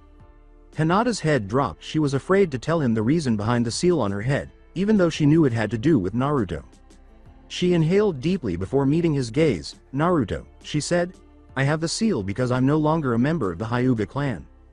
Both Kura and Naruto looked perplexed as they attempted to understand her meaning. However, Hinata went on to say, "I was forced to leave the clan because I was seen as weak. I'm no longer a Hyuga, and thanks to Anko and Yugo I learned to become strong and to not be afraid. However, I must tell you the truth." At that, Naruto arched an eyebrow, but he let her finish her sentence. "You said if you were to blame for the seal being placed on my head. Well, that can be a little bit true." Despite being taken aback, Naruto allowed her to finish speaking. "I say this because the reason I was so weak was because I was worried about you. I thought the boy who saved me came from a good household. I thought that you were amazing, that you went so far to help someone you barely knew. I hated how my family talked about you that very same day and every other day I asked about you. It wasn't till the day I asked Anko to help me, where I heard everything about. You had no family, you were hurt so many times and not many cared about you. It was then that I made up my mind." She wrapped her arms around him. "I will become strong, so if ever met the boy who helped me, I'll be his friend and help him reach his dreams," she said. "Please Naruto, don't blame yourself for this. It's not your fault, but I want to tell you thank you. Thank you for giving me a reason to fight. I ask you for one more favor. Can I be your friend and help one another to be strong and to not be alone anymore?" She stepped back and gave him a look. She looked like she was going to cry, but Naruto could see that she was strong enough to control herself. Naruto grinned like a fox and said, "Of course, Hinata, you can always be my friend, and of course I'll help you along the way." A smile was on everyone's face. It pleases them to see how well the two get along. However, Naruto responded, "Before we become friends, I want to help you get rid of that seal that's on your head." The Hokage responded first. "Naruto, the Hyuga bird seal is a seal that was meant to keep their eyes from getting into the wrong hands. It is impossible to remove the seal unless the person loses the eyes or dies, but even then the seal will still be on the person's forehead. The idea that anyone can give someone a bloodline causes everyone's eyes to widen. I know that, old man, that's why I'm going to give Hinata a new bloodline. A blur rushed straight past them before anyone could question the concept. They noticed the woman named Aki standing directly behind Naruto, her hands on his shoulders, when the blur stopped. Naruto, we've been through this already, you can't use that, you might cause Hinata harm. I know, but I would rather go through with harm her this way than let her so-called family control her life. With a glance at Hinata, Aki said, very well, but tell Hinata your plan before going through with this. Hinata just stared at him, trying to figure out what he wanted to do. I can remove that seal if I give you a new bloodline, but if I fail at doing it correctly, you might go blind until I can do it again. I know, Hinata, I want to give you a new bloodline, but you must put your fate in me. Anko questioned, Naruto, just what are you trying to do? Naruto is trying to use a jutsu he learned, said Kura, who was standing next to Anko. Like he said, he can give her a new bloodline, but if he fails at doing it, he can make her go blind until he does it again. We will explain later. Right now we need to know if Hinata wants to go through with it. Sorry, Hokage, but you have no say in this because this has to do with Hinata and Hinata alone. The only thing the Hokage said was to observe what would transpire. Naruto, you haven't even joined the academy and you say you can do a jutsu that can give a bloodline to somebody. What happened to you out there? Very well, Hinata's voice interrupted the Hokage's reverie. I trust you, Naruto. Without saying anything more, Aki moved aside and Naruto retreated a few paces. He closed his eyes and formed a hand seal. When he was far away, everyone was watching to see what would transpire. The difference in the air was immediately noticeable to them. Then, as he knelt down, Naruto placed his right arm lower and his left arm on his shoulders. His right arm was glowing light blue, and everyone watched as the wind started to pick up. Uzumaki style, he muttered. Instead, Naruto disappears in an instant and then reappears in front of Hinata. His blue, glowing hand was now on Hinata's forehead, and his left hand was on her right shoulder. Dojutsu metamorphosis. The blue on Naruto's arm started to glow brighter as soon as those words were spoken. The force of the jutsu caused the wind itself to start blowing strongly because of the blue light and the dirt the winds were tossing around. Everyone shielded their eyes. After that, it stopped. When everyone takes their hands off their eyes, they discover that the two children are still obscured by some smoke from the dirt. They claim that Naruto was on his knees and holding Hinata in his arms. When everything had finally calmed down, despite having her eyes closed, she noticed that the seal had left her head. They all asked themselves, did it work? Hinata slowly opens her eyes while they observe silently. Upon opening her eyes, she noticed that everyone was staring at her with a shocked expression on their faces. She inquired, what is it? Yugo remarked, Hinata, you have pupils in your eyes. What Hinata was hearing was unbelievable. She turned back to face Naruto and met his gaze. She did indeed see it. She recognized herself in his eyes. Her eyes were still purple, as she knew they had always been, but this time she noticed a black dot that represented her pupils. Her forehead was the next thing she saw. The seal was gone from her head. Suddenly, she was overcome with joy, causing her eyes to water and tears to fall down her cheeks. She shut her eyes. She started to feel drowsy. She fell asleep after resting her head on Naruto's chest. It was a scene that made everyone smile. Naruto rose slowly from his knees and started to approach Anko while carrying Hinata's body. She picked Hinata up from her after he stopped in front of her and gave her to her. The elderly man said, very well, let's get started, Hokage, but he quickly realized what he meant. I'm sure you have plenty of questions for use, and we'll answer them how we see fit. The boy was not playing a game, as the Hokage could tell by the serious tone in his voice. Very well. Answer me this: what happened to you that night you disappear, and where have you been all this time? The man looked at Naruto and made sure to show his face. I think you may already know what happened that night. However, I tell you what happened in short terms. I was going back to my house but was attacked by a group of villagers. They cornered me in my own house. I think one might even throw a bomb in there because I was able to get out and heard an explosion and the building was on fire. Giving the moment, I ran to the village main gate and into the forest. I was then confronted by a team of Anbu who were going to kill me. The Hokage and his two ninjas looked at this with hatred. However, they allowed him to continue. They looked at the six in question and simply waved back, saying, I black out sadly, so I don't know what happened after that. However, I soon woke up in the home of the six who were right behind you. They told me that they were ninjas of a village that was destroyed. They wanted to settle down in a village that a friend of theirs was in. It just so happens that this is that village. The Hokage was curious about the six people's plans for this village, but once more remained silent and allowed him to finish. They took care of me these past few years, and I told them that we could go back to the Leaf Village when things died down a bit, and that leads us to now. The story he had just heard impressed the Hokage. I assume they trained Naruto. If they gone so far to do this, then they can be a little bit trusted. However, I must not let this get to me. Sure, they helped and kept Naruto safe, but we still don't know a thing about them other than what Naruto said. He was interrupted by Naruto's voice, though, as he said, "Very well, Naruto. I see that you had it rough. We will talk about everything when you feel that you are ready. Other than that, welcome back." That's the thing, which naturally caught their attention regarding potential issues. Why do you want me back? Is it that you care about me, or is it to keep your promise to my parents? Again, widening the eyes of everyone. Or is it because I'm the holder of the Kyuubi no Yoko and you want to use me for something? To the three, shock was now an understatement. After hearing those words, the boy had no idea what to say. They were clueless about anything, but it was the Hokage who responded to the boy first. "Naruto, how do you know all this?" Everyone turned to face the three mature women and said, "That would be use." "You," Anko remarked, "how do any of you know about this?" "We all know a lot of things about Naruto and about what's inside of him," Kat replied, but that raised more questions than it did answers. "Allow Yus to explain," Aki replied.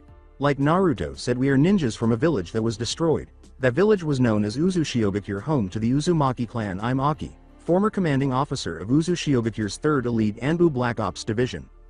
"I'm Kat, former commanding officer of Uzushiogakures 2nd Elite Anbu Black Ops Division," replied Kat. "Then there's me. I'm Kura, former commanding officer of Uzushiogakures 1st Elite Anbu Black Ops Division," replied Kura. To say that the three were shocked would be an understatement. As they struggled to conceal it, they were aware that they were dealing with three extremely powerful individuals, if they were being honest. The Hokage was aware of Uzushiogakures' strength because the residents of Uzushiogakure were skilled at hiding in plain sight. Not many people were aware of them.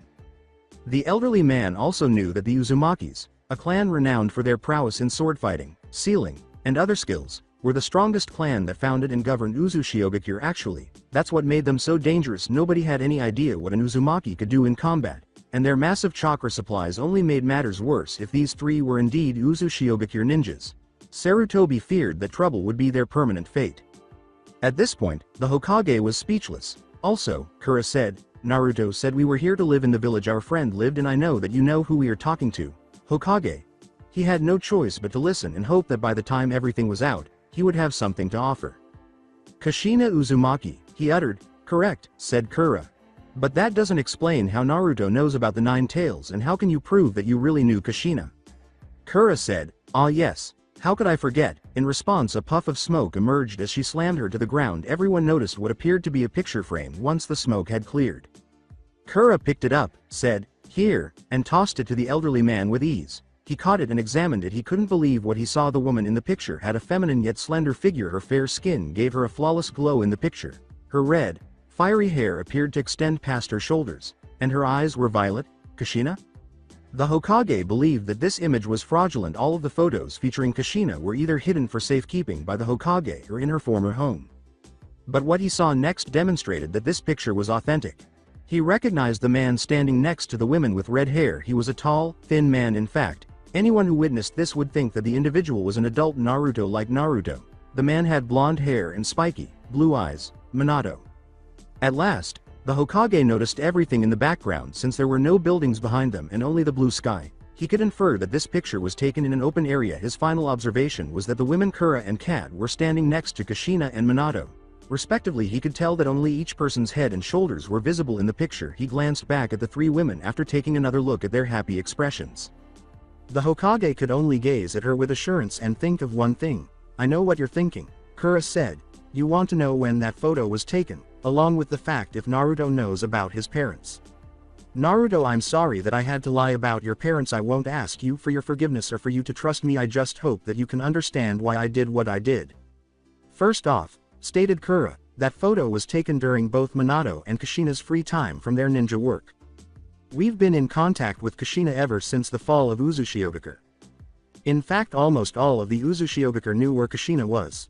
She told Yus that she met a nice man in her life and wanted Yus to meet him. We have been friends with Kushina for a very long time. I don't remember where we met, but all I could say was it was not too far away from your village. The point of the photo being taken that way it was so if anyone who was hunting down anyone from Uzushiogakure, they wouldn't be able to find anyone in the photo. Remember, the photo was taken way before Minato was appointed Hokage." She paused so that her story could sink into the minds and see if they believed her or not. Anko, Yugao, and the Hokage listened intently to the story in an effort to find any gaps. They haven't found any yet. They were all aware that in order to avoid detection, Anyone from Uzushiogakure needed to hide in the shadows naturally. This led them to believe that they might be telling the truth, but they were unsure. As for Naruto, Kat said this time, when we found him we saw that there were a team of Anbu trying to kill him. We are sorry to say that we killed them in order to help Naruto. The Hokage and his ninjas did not respond to Kat's statement and let Kat go on. I could tell that he was an Uzumaki because I could smell his chakra had hints of the Kyuubi within it. Before any one of you say anything, let me tell you something not many know of the Nine Tails or Uzushiogakure for that matter. This caught everyone's interested. Everyone who has heard of Uzushiogakure knows that the land was an island that was isolated from the main land and had many whirlpools surrounding the area. The Uzumaki clan was the ones who wanted to colonize the island, and they did. The island was home to many rare types of wolves, coyotes and of course foxes. It didn't take long for the settlers to notice that the Nine Tails had made its home on the island. When they found it, they noticed that it was in terrible condition. Some say it was closed to death. The Uzumaki helped the beast by helping it recover back to health. By doing so they were given a gift. The Nine Tails gave every Uzumaki on the island some of its chakra. The Uzumaki already had twice as much as chakra as any normal person, and this gift gave them twice more than they already had. The Nine Tails as gave them the right to live on the island, and both were able to live peacefully there thanks to the Nine Tails gift. Every generation of Uzumaki that followed from then on had the Kyuubi's chakra fused with their own, making them stronger and stronger. Since Uzumakis possess the chakra of the Nine Tails, they are the only ones who can successfully seal the chakra without any issues. I don't want to bore you all by telling you what happens next, but I will tell you this anyway. This brings us to the present. We knew that Kushina was the only Uzumaki here and that the Nine Tails was sealed into her.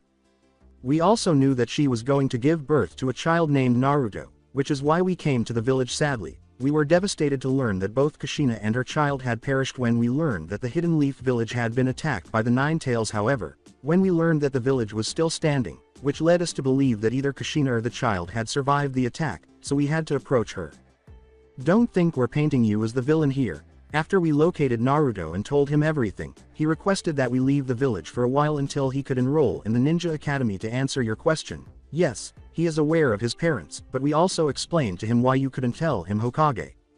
After glancing at the three, the Hokage turned to face Naruto. Naruto stood a few paces away from the trio, staring blankly. According to him, Naruto, is this true? He said, yes, it is true. He paused to look directly into the boy's eyes and said, then please hear me out. I never told you about your parents were because both your parents were strong ninjas who both made plenty of enemies both in and outside of the village. They keep their own love life a secret from everyone they knew, and only a few know that you are their son. I was going to tell you about your parents eventually, but that wasn't till you made it to be a Chunin rank ninja and knew how to defend yourself. Naruto calmly said, calm down, old man. Everyone was a little saddened to hear him say, I'm not mad at you, it's just I began to question what your true reasoning was to keep me in the village. However, they all understood what he meant. He gave everyone a foxy smile and said, but that doesn't mean I won't try to be the best ninja there is. So I ask you this, is my spot in the academy still up for grabs? Naruto, even though you've been gone, you still seem the same, but I know you have changed a bit. The Hokage glanced at the six behind him.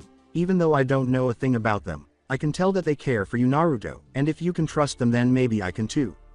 However, the Hokage said, snapping out of his reverie to turn back to Naruto, there are a few things I want in order for me to come back willingly. After giving the boy a quick glance, the Hokage nodded for him to go on. First, I want Mia, Kira and Kyo to join the academe with me and be in the same class as me. The elderly man said, I can see if I could do that. What else? I want Kura, Kat and Aki to join your Anbu division. They said they will talk to you personally about being citizens and all that. After glancing at the women, the Hokage turned back to Naruto. Very well, I'll see what I can do. The Hokage turned to face the six behind him, but he saw that Anko had Hinata in her hands. That's right, I almost forgot. Before we end this, I like to ask, what was that jutsu Naruto used on Hinata and what did it do to her? Ah yes, replied Aki, I can't tell you much since it is a clan personal jutsu.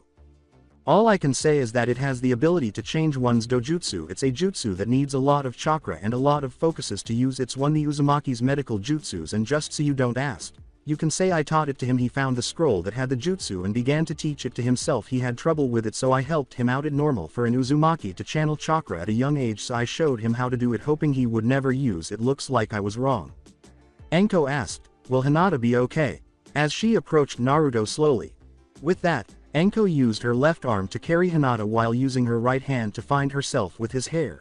We have to wait and see what happened to be sure, but from what we saw then it's safe to say Naruto used the jutsu correctly.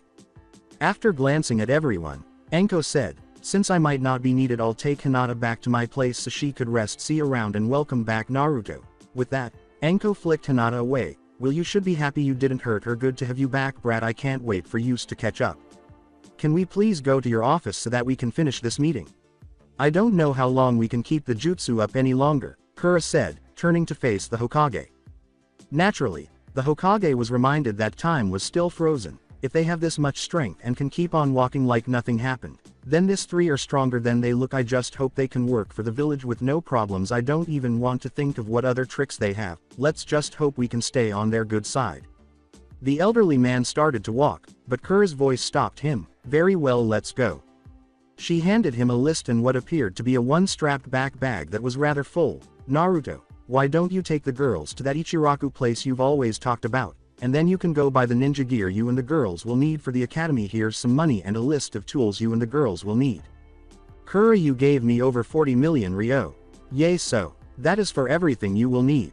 I don't think the gear will cost that much. It doesn't hurt to have a little extra. I disagree. As he watched the two battle back and forth, the Hokage felt a drop of sweat at the back of his head. At least they won't have to worry about money if they can spend that much. The old man had just remembered something as Naruto and the three girls passed the Hokage. Fine, let go, girls. Naruto, before I forget, Ichiraku had moved from its location not too long ago. There are flyers everywhere to state it's reopening today. Naruto and the girls walked down the monument and said, thanks, old man, I'll keep an eye out for them. Welcome home, Naruto. I hope that this time things will be a little bit different for you, he said as he left the Hokage.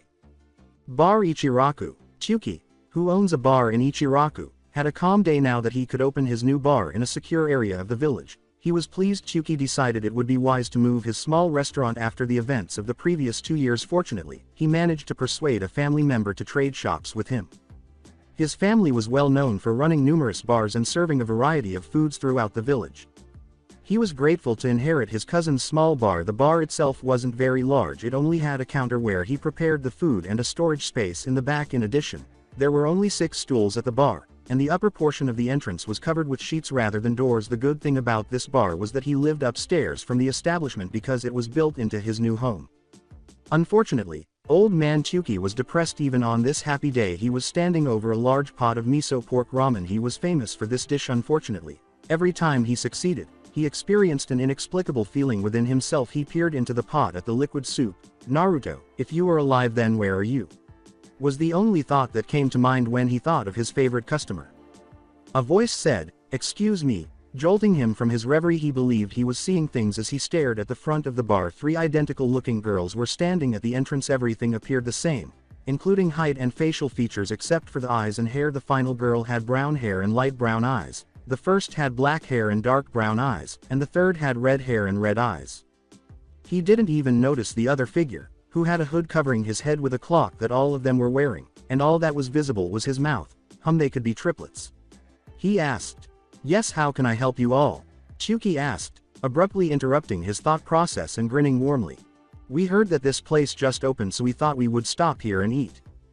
The red-headed man replied. She glanced slowly at the proprietor of the tiny business.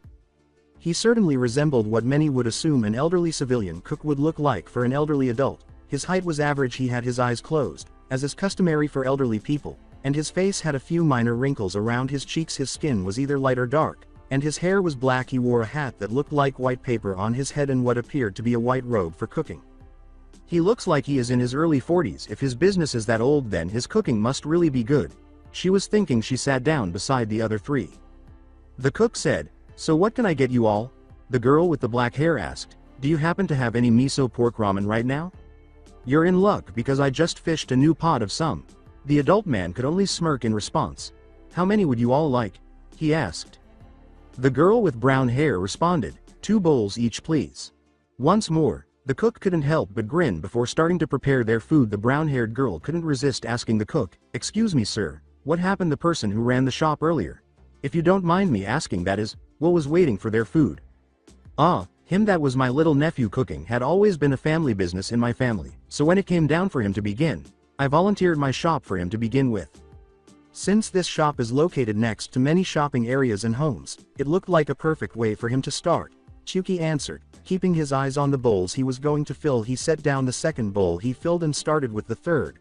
I took the shop he was to work in, that's only 5 blocks from here. Boy, I can't tell you how much I missed this place. The girl with the brown hair questioned, what about both you and your nephew's customers? Before responding, Chuki put down the 4th bowl and started on the 5th. I didn't really have that many customers over there, they all lived around this area and all my nephew's customers lived around there anyways. Chuki stopped filling the 4th bowl and simply glanced back down at the large pot. So what about you 4 or you 3 triplets or something? If you don't mind me asking. Oh sorry, my name Mia, the one with black hair is Kira and the last one is Kyo, the boy with the hood on his head goes by N. Sorry he can't talk right now, he had some surgery on his head and doesn't want people to stare at him. We all just transferred to the village and we all start in the academy tomorrow. Our parents are talking to the Hokage as we speak about it. As he listened to the succinct explanation, Chuki had finished filling the bowls of ramen and had set each one in front of them. There you all go, and let me say that welcome to the village, I hope you all like it here. Thank you, said the girls as the order man does some cleaning. They all finish each bowl of their food. He paid close attention to how each of them consumed the food. The noises they made every time they sipped the soup told him they enjoyed it, but as he stared, the elderly man heard sounds that he recognized. The boy was the source of the noises in some way. That boy felt weird to him, though he wasn't sure why.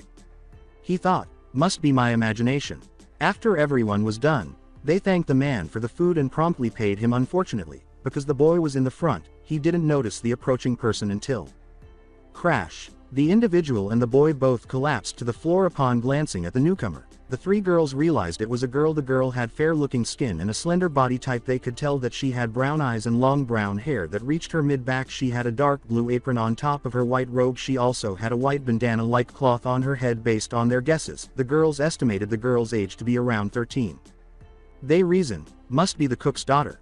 But they were too preoccupied with the newcomer to notice that the boy's hood was off his head, revealing his yellow spiked hair.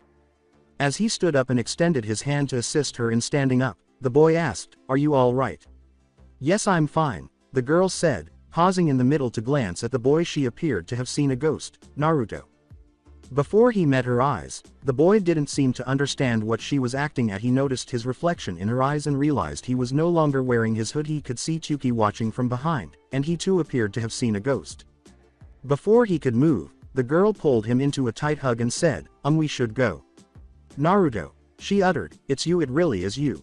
Her voice had a joyful tone, but Naruto could also tell she was about to cry. "Ayame, please, I can't breathe." Once more, Naruto was discovered with another woman, his head nestled in her breast, in a close embrace. In order to allow the boy to at least move his head, the now known Ayame slightly relaxed her grip on him. His blue eyes met her brown ones. As he did, he could see that they were both happy and slightly depressed. "Ayame, it's really great to see you again," Naruto replied. "I'm sorry you had to worry about me, and I want you to meet some of my new friends." The 3 girls were standing there staring at them both when Ayame looked up to see the friend in question. Each girl waved at her in the order that Naruto had called them. From the right it is Mia, Kira and Kyo. When Ayame realized what had happened to her Naruto, she said, "Their parents helped me out after the incident." However, before she could see anything, Naruto broke free from the hug and said, "I'm sure you have many questions for me, but I'm afraid I can't answer any of them. We have to go by a few things, and since the villagers still don't know I'm here, it would be safer to do it now than later, please understand." But Chuki's voice interrupted Ayame. She didn't respond to his last statement because he did have a point. "Honey, if Naruto has things to do, let him get them done first. I'm sure he will tell you everything when he has time. In addition, you don't want to be the cause of the villagers figuring out that Naruto is in the village, now would you? Now Naruto, get going or you'll be seen by others. Oh, and welcome back." Naruto put his hood back on and walked away, leaving the 2 in their thoughts as he said, "Will do, and thanks, old man. Great to see you're back, kid. I hope things are better this time around. Naruto, please be safe." With Naruto in search of their next destination, Naruto and the girls were strolling through a small park. Kyo questioned, "Are you sure it's around here?" Naruto answered, "Yes, I'm sure, it's not hard to miss it." Mia asked, "Tell again what it looks like." "It's a 2-story tall store. It's painted red over it and says, 'The Iron Leaf,' on top of the entrance. Last time I remember, it is on the corner of the street by the park." As they turned to see that Mia was examining the building that matched the description, she said, "Found it." As they approach the building, they are all thinking the same thing. I wonder how this will turn out. In the Iron Leaf, there was a girl inside the shop with a clipboard. The girl had dark brown eyes and hair and appeared to be around 9 years old. She had short bangs on the corners of her forehead and a pair of buns on either side of her head according to what someone could see. She was dressed in dark green pants, a pink sleeveless kippao-style blouse, red sleeves, and the traditional blue ninja sandals. In addition, she had a dark green apron on over her clothing. She was taking her time counting the ninja tools that were on exhibit for customers. Contrary to popular belief, the store itself was not the same, with the weapons on display to the left of the door, the cashier counter with a few more weapons to display, and a door to the back of the store where the weapons were kept. It did appear to be a normal gun store. On the other hand, if one continued to walk across the room from the door opening, there would be a tiny hallway that led to the second floor of the store, where a library full of ninja books could be seen. These books covered everything from the fundamentals to more complicated topics, including some low-rank beginner or D-rank jutsus to weapons guides. The store then moves to the other half, where a large selection of ninja apparel, ranging from mission base attire to outdoor everyday wear, is visible. The girl was relieved that her work was done after completing her count. Behind her, a male voice said, "Excuse use." She interrupted herself as she turned to face the newcomers, saying, "Yes, welcome to the Ironla." But she froze upon seeing one of them. 3 girls and 1 boy made up the group of 4. A girl with red hair stood to his left, and a girl with brown hair stood beside her. The boy stood in the center. But as she examined the boy's blonde spike hair and the 3 dark whisker-like marks on either side of his checks, she realized that was what she truly wanted to know. She simply stared at the boy, wondering if he was who she hoped he was. No, that can't be. Is that really Naruto? After so long, is he really back? After what seemed like minutes but were actually only seconds, the boy said, "Long time no see, huh, teddy bear?" He followed this up with a sly smile and, just for good measure, closed his eyes. The girls, on the other hand, simply stared at him in their thoughts and gave the name he had given an odd look. But by doing this, they missed the worker girls' charge at the boy until crash. With a cheerful tone and the sound of someone about to do so, the girl said, "Naruto, it you. I knew you would come back. I just knew you would." Once more, Naruto was discovered with another female in a bear hug, his head pressed into the girl's chest as before. Fortunately, he was able to move his head this time, but his ribs and arms felt like they were going to shatter. His face turned a little blue as he said, ten, can you please, let me go? I can't breathe." He breathed in some air, relieved to feel the hold loosen. When he did so, he was confronted by brown eyes that he was unable to interpret as displaying any particular emotion. He simply stared into her eyes and wondered, oh boy, is she sad, happy, or mad at me? The two remained in a trance until Mia's voice interrupted them. Naruto, I like that you're getting to see your friend again, but we have to act quickly here, remember?" Naturally, that made them both glance at the other 3 people in the room. "Oh yes, Tenten, I like you to meet some friends of meat since I was gone. I like you to meet Mia, Kira and Kyo," he said as he pointed to every girl. "Girls, this is Tenten, the girl I told you about." "Hello." Waves were exchanged amongst them all. She said, "Naruto, what hap?" with a lot of questions running through her head, but she was stopped when Naruto covered her lips with 2 fingers. He said, "Tenten," with a trace of melancholy and a hint of seriousness in his eyes, "I know you have many questions to ask me, but I'm afraid I can't answer them right now. Please understand, the villagers still don't know I'm in the village and I have to get everything ready when they find out I'm here. Please understand that I can't waste any time. I promise I'll answer any questions you want tomorrow when we all start the academy together." Her eyes widened in response to what he said, "You're joining the academy?" With his cheeky fox grin, he responded, "Of course I'm still going to be the best ninja anyone has seen, or have you forgotten, teddy bear?" As Naruto rose from the ground, the others gave a small laugh at the name he had given her. "In fact, we all are joining, and if we are joining, we are going to need the best tools from the best store in the village." To help her up, he extended his hand. She accepted it and rose from the ground. "So what do you say, teddy bear, will you help us?" "Of course, Whiskers, what do you all need?" The two nicknamed each other, shocking and amusing the girls once more. "Of course, here's a list." Naruto glanced over to the girls and responded, "Girls, will Tenten here get our things? You 3 can look around for things you may want, but don't think you can buy everything, so choose a little stuff." They then relocated to a different area of the stores. Then he turns to see Tenten was on his way to retrieve the supplies from the store's back storage. As he waits for her to finish, Naruto is left to explore the store. 1 hour and 30 minutes later, Naruto observed Tenten moving back and forth while sealing objects into scrolls during that entire period. When she was finally done, Naruto summoned the girls to return. He noticed that they were also carrying a few other items, including shirts, pants, notebooks, and a drawing notebook. He waits for Tenten to complete the payment count for them, asking her to seal those up as well. Naruto's eyes twitched as she listed all the items and their prices. Let's see: 120 shurikens, 80 kunai, 5 practice swords, 4 books on sword combat along with academy basic books, 10 ninja street shirts, 5 ninja street pants, 4 ninja tool pouches, 4 notebooks and 1 drawing notebook. Naruto exhaled in relief at his good fortune, saying, "Thank goodness you all mentioned that you will be joining the academy and that everyone receives a 20% discount on every purchase. Okay, that leaves you with a payment of 10 million ryos." As the girls picked up the scrolls, Naruto wasted no time in obtaining the necessary quantity. Each of them placed the majority of the scrolls in their cloak pockets. After sorting them into the bag, they say their goodbyes and promise to see each other again the following day as they take one final look at Tenten. Tenten followed them down the street until they were out of sight. "Naruto, it seems you have found some friends. I hope that nothing more happens to you and that we can live out our dreams like we planned back when we were kids. Please, Kami, let him be safe and happy." With the group and Naruto, with their hoods on, the 4 of them were strolling down the street. Naruto was happy that he didn't have to look at the hateful stares he had gotten before, but knew that that will soon change by tomorrow. "Relax, kid, this time you have us by your side. Don't forget the others aren't just going to let that happen again to you. They are correct. In addition, they have no idea what has transpired over the years. This time, you are in a better position." The 3 voices were correct, and Naruto grinned. "Thank you. All 3 of you are correct. Nothing will stop us from starting over tomorrow. This game's opening moves have just been played. Now it's your turn. Konoha, just be aware that we are winning this. I suppose there's no turning back." 4 years later, Konoha's Ninja Academy, for 10-year-old Naruto Uzumaki. Today was the day he would be getting his ninja headband today and turning into a ninja. Right now, Naruto was seated in his homeroom's backseat. Although there weren't many students there, there were enough to keep him from being expelled naturally. He was correct when he predicted that people would despise him even more upon his return. The news reached many civilians, who attempted to prevent him from reaching the school between the day of his arrival and the morning he had to attend the academy's first day. Unfortunately, their plan was thwarted, and many people suffered as a result. He didn't care about it, though, because they continued to let him into stores and stared at him behind his back.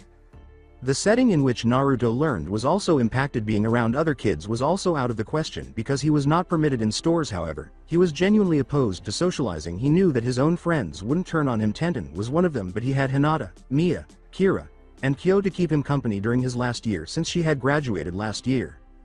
At the moment, Naruto was resting his head on his desk. He was compelled to reflect on his actions during the 4 years since his return. He was regarded as a dead last, a loser, a prankster, and a nobody. Some people believe that a dead last, someone who is untalented in any field, should give up and not even try, that their life would never be better and they would never be good. Naruto wasn't there. No. The thought made him grin. In order to avoid being noticed, he played a small game with his classmates to demonstrate his true abilities. Before long, he remembered the day that had set him apart from everyone else 7 years ago. On that day, he set out to train Kura. Rewind. 7 years ago, Naruto, who was 5 years old, was gradually awakening from an odd dream. In his dream, he was taken somewhere to receive training by a woman who had come for him. Though he acknowledged that a dream was just that, a dream, he still thought it was a pretty cool dream. A voice uttered, "That was no dream, kid." In an attempt to find the source of the voice, Naruto opened his eyes and leapt from his position, but he was unable to see anything. He used the opportunity to survey his surroundings. The couch and coffee table he saw led him to believe that he was in a living room. He also observed the kitchen across the room, which featured a 5-person table, a stove, a refrigerator, a sink, and cabinets that extended from the corner of the wall. Then he noticed the hallway adjacent to the kitchen. Naruto glanced back at the couch and saw that he must have been covered by a blanket during the night. "This isn't my house. Where am I?"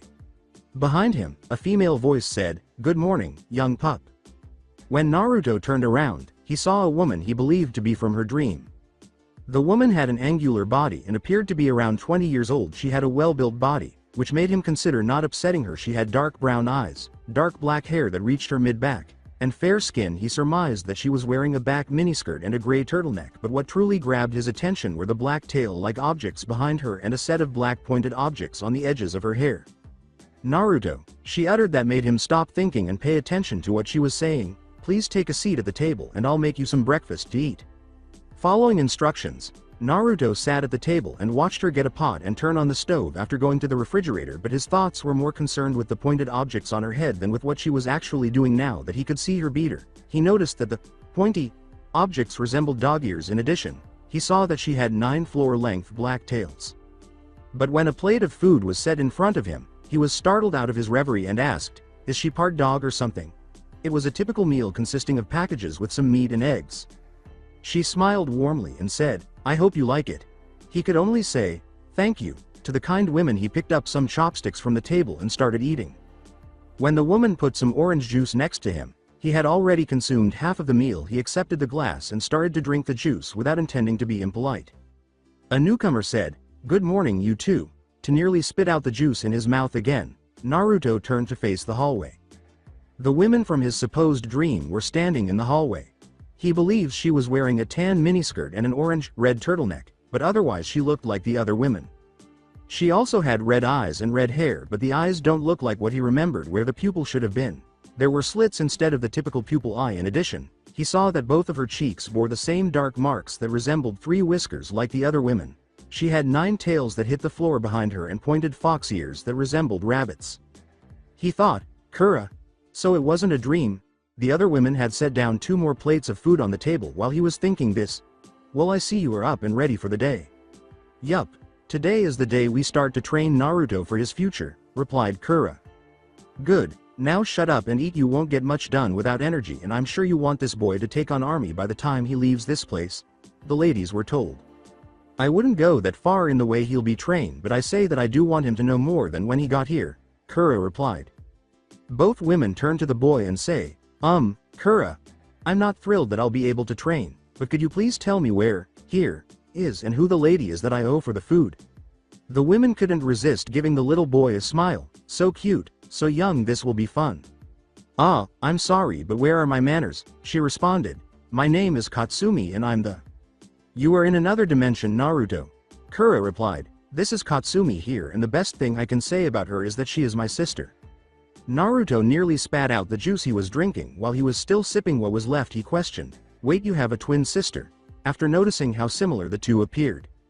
With a self-assured grin, Katsumi said, "You're kind of right there, young pup. I'm Katsumi the 9-tailed wolf, sister to Kura the 9-tailed fox." The young boy received more questions than answers despite the fact that she had given him her title. "Wait, how can they be twins but be different animals? I guess the number of tails is right, but I've never heard of the 9-tailed wolf before." "Everything will be explained in due time, Kit."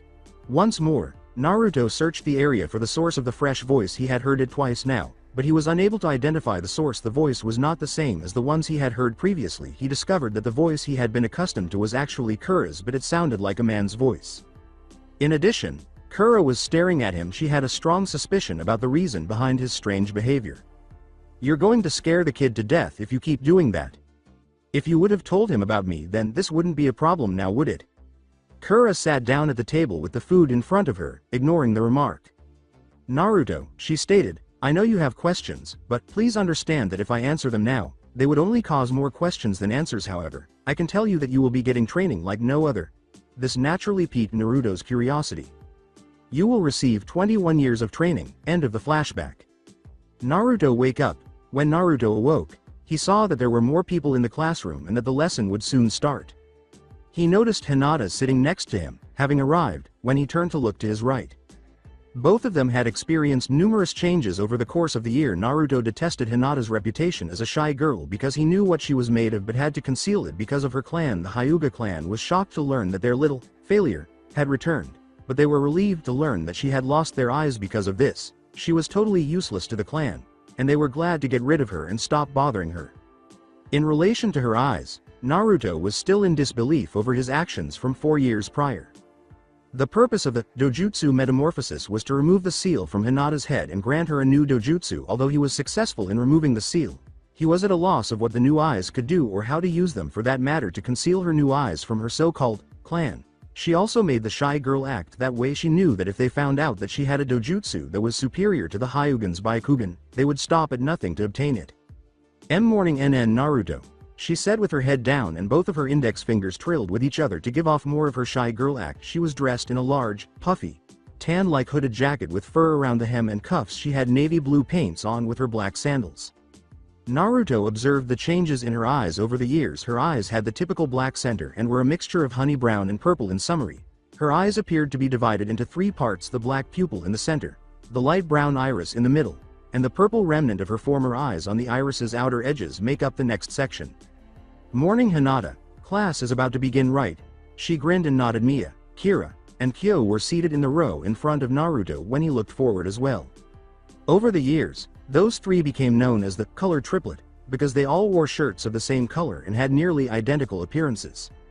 All of them wore black pants, black sandals, and a blank shirt, but Kyo had a brown shirt, Kira a black one, and Mia a red one. All they could do was look straight ahead and wait for class to start together with Hinata. All three of them were acknowledged as good students based on their combat and book smarts. Regarding Naruto, who was called a dead last, those three, like him, are more knowledgeable than they appear to be. Naruto glanced around the classroom to see who he thought would succeed on today's tests. His class differed greatly from the others. Children from regular civilian lives, business owners, or parents who were ninjas made up a portion of his class. Some had parents who were members of the civilian council. The final group consisted of people whose parents served on the shinobi council or as clan heads, indicating that Naruto had attended the same school as the future Hidden Leaf clan leaders. Because the clan member children had received clan training prior to starting the academy, Naruto was certain they would pass. He was first drawn to a boy with swirl marks on his cheeks and spiky brown hair. As one might say, he was a plump individual. He wore a light green shirt with kanji for food on it, black shorts, a short-sleeved green haori, and a long white scarf. His forearms and legs were bandaged, and he wore tiny hoop earrings. The boy appeared to be munching on a bag of chips. That boy was Choji Akamichi, who would go on to lead the Akamichi clan. The next individual was a boy with narrow brown eyes and a pineapple-style haircut. His earrings were a basic pair of silver hoops. His outfit consisted of a gray short-sleeved jacket with green edges and a circle with a line through it on the back and sleeves, and a green-lined mesh t-shirt underneath. Naruto could tell that he was sleeping. This was Shikamaru Nara, who would go on to lead the Nara clan. Leave it to Shikamaru to be napping even when class is about to start. All I have to say is he really takes laziness to the next level. Those two were seated in the front row. On the other side of his row, the boy seated in the last row across from him was the next person. Naruto glanced at the Aburame clan's next leader. Shino Aburame. Was this boy? Other than the fact that he was a little unsettling, Naruto didn't really know much about him. Shino was one of the tallest students in his class and had fair skin. He wears a sea green jacket with a high, upturned collar, dark sunglasses, and bushy brown hair. Even with though all this years, that Shino guy is still a wild card. All I know is that he likes bugs and often uses them. Maybe they play a part of his clan's techniques or something. At least he has the skills needed to pass. The next person he saw was someone he had never seen before. This one was a boy, just like the others. His eyes were brown, and his hair was wild and spiky. In addition, he had tattoos of fangs on both cheeks. He wore a gray hooded coat lined with fur and dark grayish pants that reached his calves. In addition, a white dog was dozing off atop his head. The boy and his pet dog, Akamaru, were Kiba Inuzuka, the future clan head of the Inuzuka. Naruto's eyes narrowed as he looked at the boy because of the attitude Kiba had toward Naruto, and anyone else, for that matter. Their history wasn't the happiest. Kiba, your clan's dog-like attitude has caused you to act like you are unstopped. If only you knew better. Putting those ideas aside, Naruto concentrated on the final boy in the class that he thought would pass. Unfortunately, like Kiba, he didn't really like this boy. This boy had dark brown, nearly black eyes, black hair that reached his chin, and fair light skin.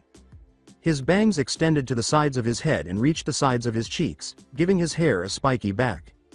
He was wearing white arm warmers, white shorts, and a navy blue shirt with a high collar and crest on the back. The only Uchiha clan member present in the village was Sasuke Uchiha. One of the strongest and most respectable clans in the Hidden Leaf was the Uchiha. They possessed the Sharingan, one of the strongest dojutsu ever seen by the ninja world. The Uchiha clan was so powerful because of this manly dojutsu, which many would have done anything to obtain. However, one of their own of the night massacred the clan around 2 years ago. One member vanished, leaving Sasuke as the sole survivor. Since then, Sasuke had turned into a reclusive individual because of his Uchiha ancestry. He pretended to be the greatest and genuinely didn't care about anyone but himself. Sasuke, you are one of the toughest and smartest guys of the entire class. You've even been considered Rookie of the Year, yet your ego keeps getting in your way. Just remember, we could have been friends. The fact that Sasuke had to constantly be obnoxious in order to demonstrate his superiority over the others irritated Naruto.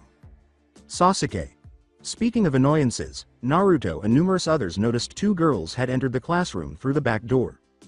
One of the girls had fair skin, big green eyes, and bright pink hair. In addition, her forehead was larger than the typical girls. In addition to tight dark green shorts and standard ninja sandals, she wore a red keep-out dress with white circular designs, short sleeves, and a zipper. Sakura Haruno was this person. She was the daughter of civilian council member Mebuki Haruno.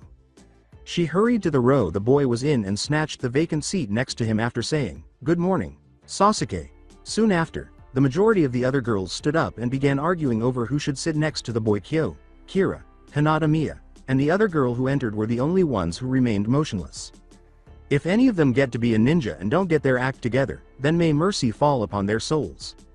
Every girl was forced to worship the Uchiha as though he were a god, which Naruto detested. He actually detested how the girls would feign interest in attracting the Uchiha's attention by altering their appearance, asking him out, or in any other manner attempting to win someone over. They hardly had good grades or ninja skills, and they would be dead or worse if they didn't take any action to improve. The other girl's words, "Excuse me Naruto, but is this seat taken?" snapped him out of his reverie. After observing that the seat beside him was vacant, Naruto smiled at the girl and said, "No Ino, no one sitting there, take it if you want." With a smile, Ino took a seat. Ino was an average height, fair-skinned girl with bluish-green eyes. Her long, blonde hair, which reached her waist in a high ponytail and covered the right side of her face with bangs, was her most striking feature.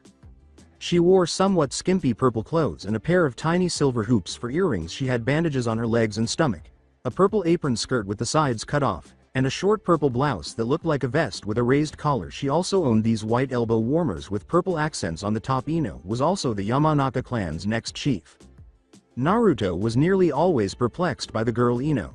As the vice president of the Sasuke fan club, she used to mock him for being the last student in the class, blame him for his mistakes, and even ignore him on a daily basis. But about 2 years ago, everything changed. After a day of their conversation, she began to act differently. She behaved differently than he did over the past 2 years. She has become kind to him and frequently defended him from the others. Though it may not have happened overnight, she had even given up on Sasuke in favor of honing her ninja abilities. She was now among the strongest students in the class and the second smartest. He had no idea that Ino was thinking about him in her own way. "Naruto, 2 years ago you helped me out on what I thought would have been a hard time for me. That day you did something that this idiot, Naruto you're trying to be, would do." The Naruto that day was different. He was strong and he knew what to do. Unlike this Naruto, I don't know why you hide who you are, or if you are more skilled then you lead on. I just hope that today we all get to see the real Naruto.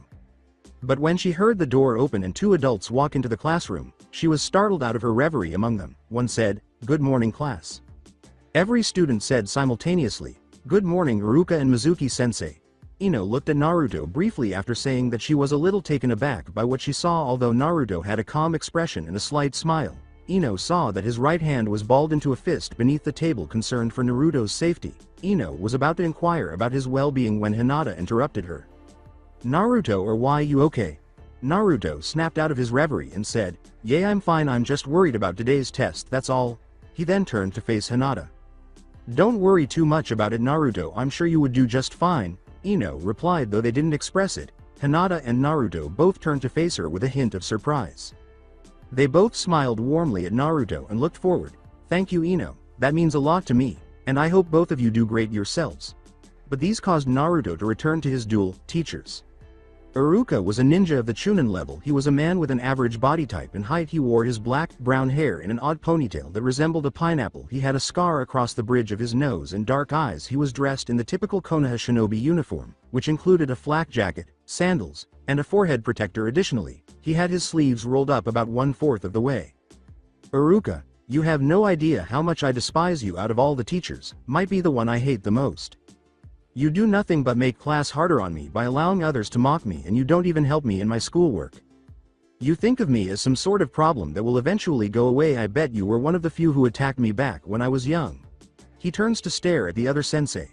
"Speaking of not helping me, you let Mizuki teach me, but even I know that all he did was teach me incorrect things, and when I ask for your help, you would always tell me to talk to Mizuki for help. Mizuki gave me harder work to do, like high-level test and homework. Well, today you two are in for a treat." Like Iruka, Mizuki was a Chunin-level ninja. He had green eyes and white, shoulder-length hair with a hint of blue. He dressed in the Konoha nin's traditional garb. He covered most of his hair and wore his forehead protector like a bandana. Naruto Uzumaki. Iruka's voice was dull, but if one listened carefully, they could hear a small amount of hatred mixed in Hinata. The three in front of them, and Naruto were all able to catch it. Ino heard it too, but she wasn't sure how to react. Here, Naruto replied. Iruka simply wrote something on his clipboard without even glancing at him. Ino Yamanaka, Iruka uttered. He spoke in a calm voice this time. When Ino heard that, she couldn't help but wonder why Naruto's tone of voice was used to call her out. Here, she said after making one last check. Iruka turned to face his class and remarked. Alright class, since everyone is here, we will begin the second part of the final. You all will have to perform a clone, substitution, and a transformation jutsu. All of you will go into the next room one by one in alphabetical order of last names, and remember to do your best.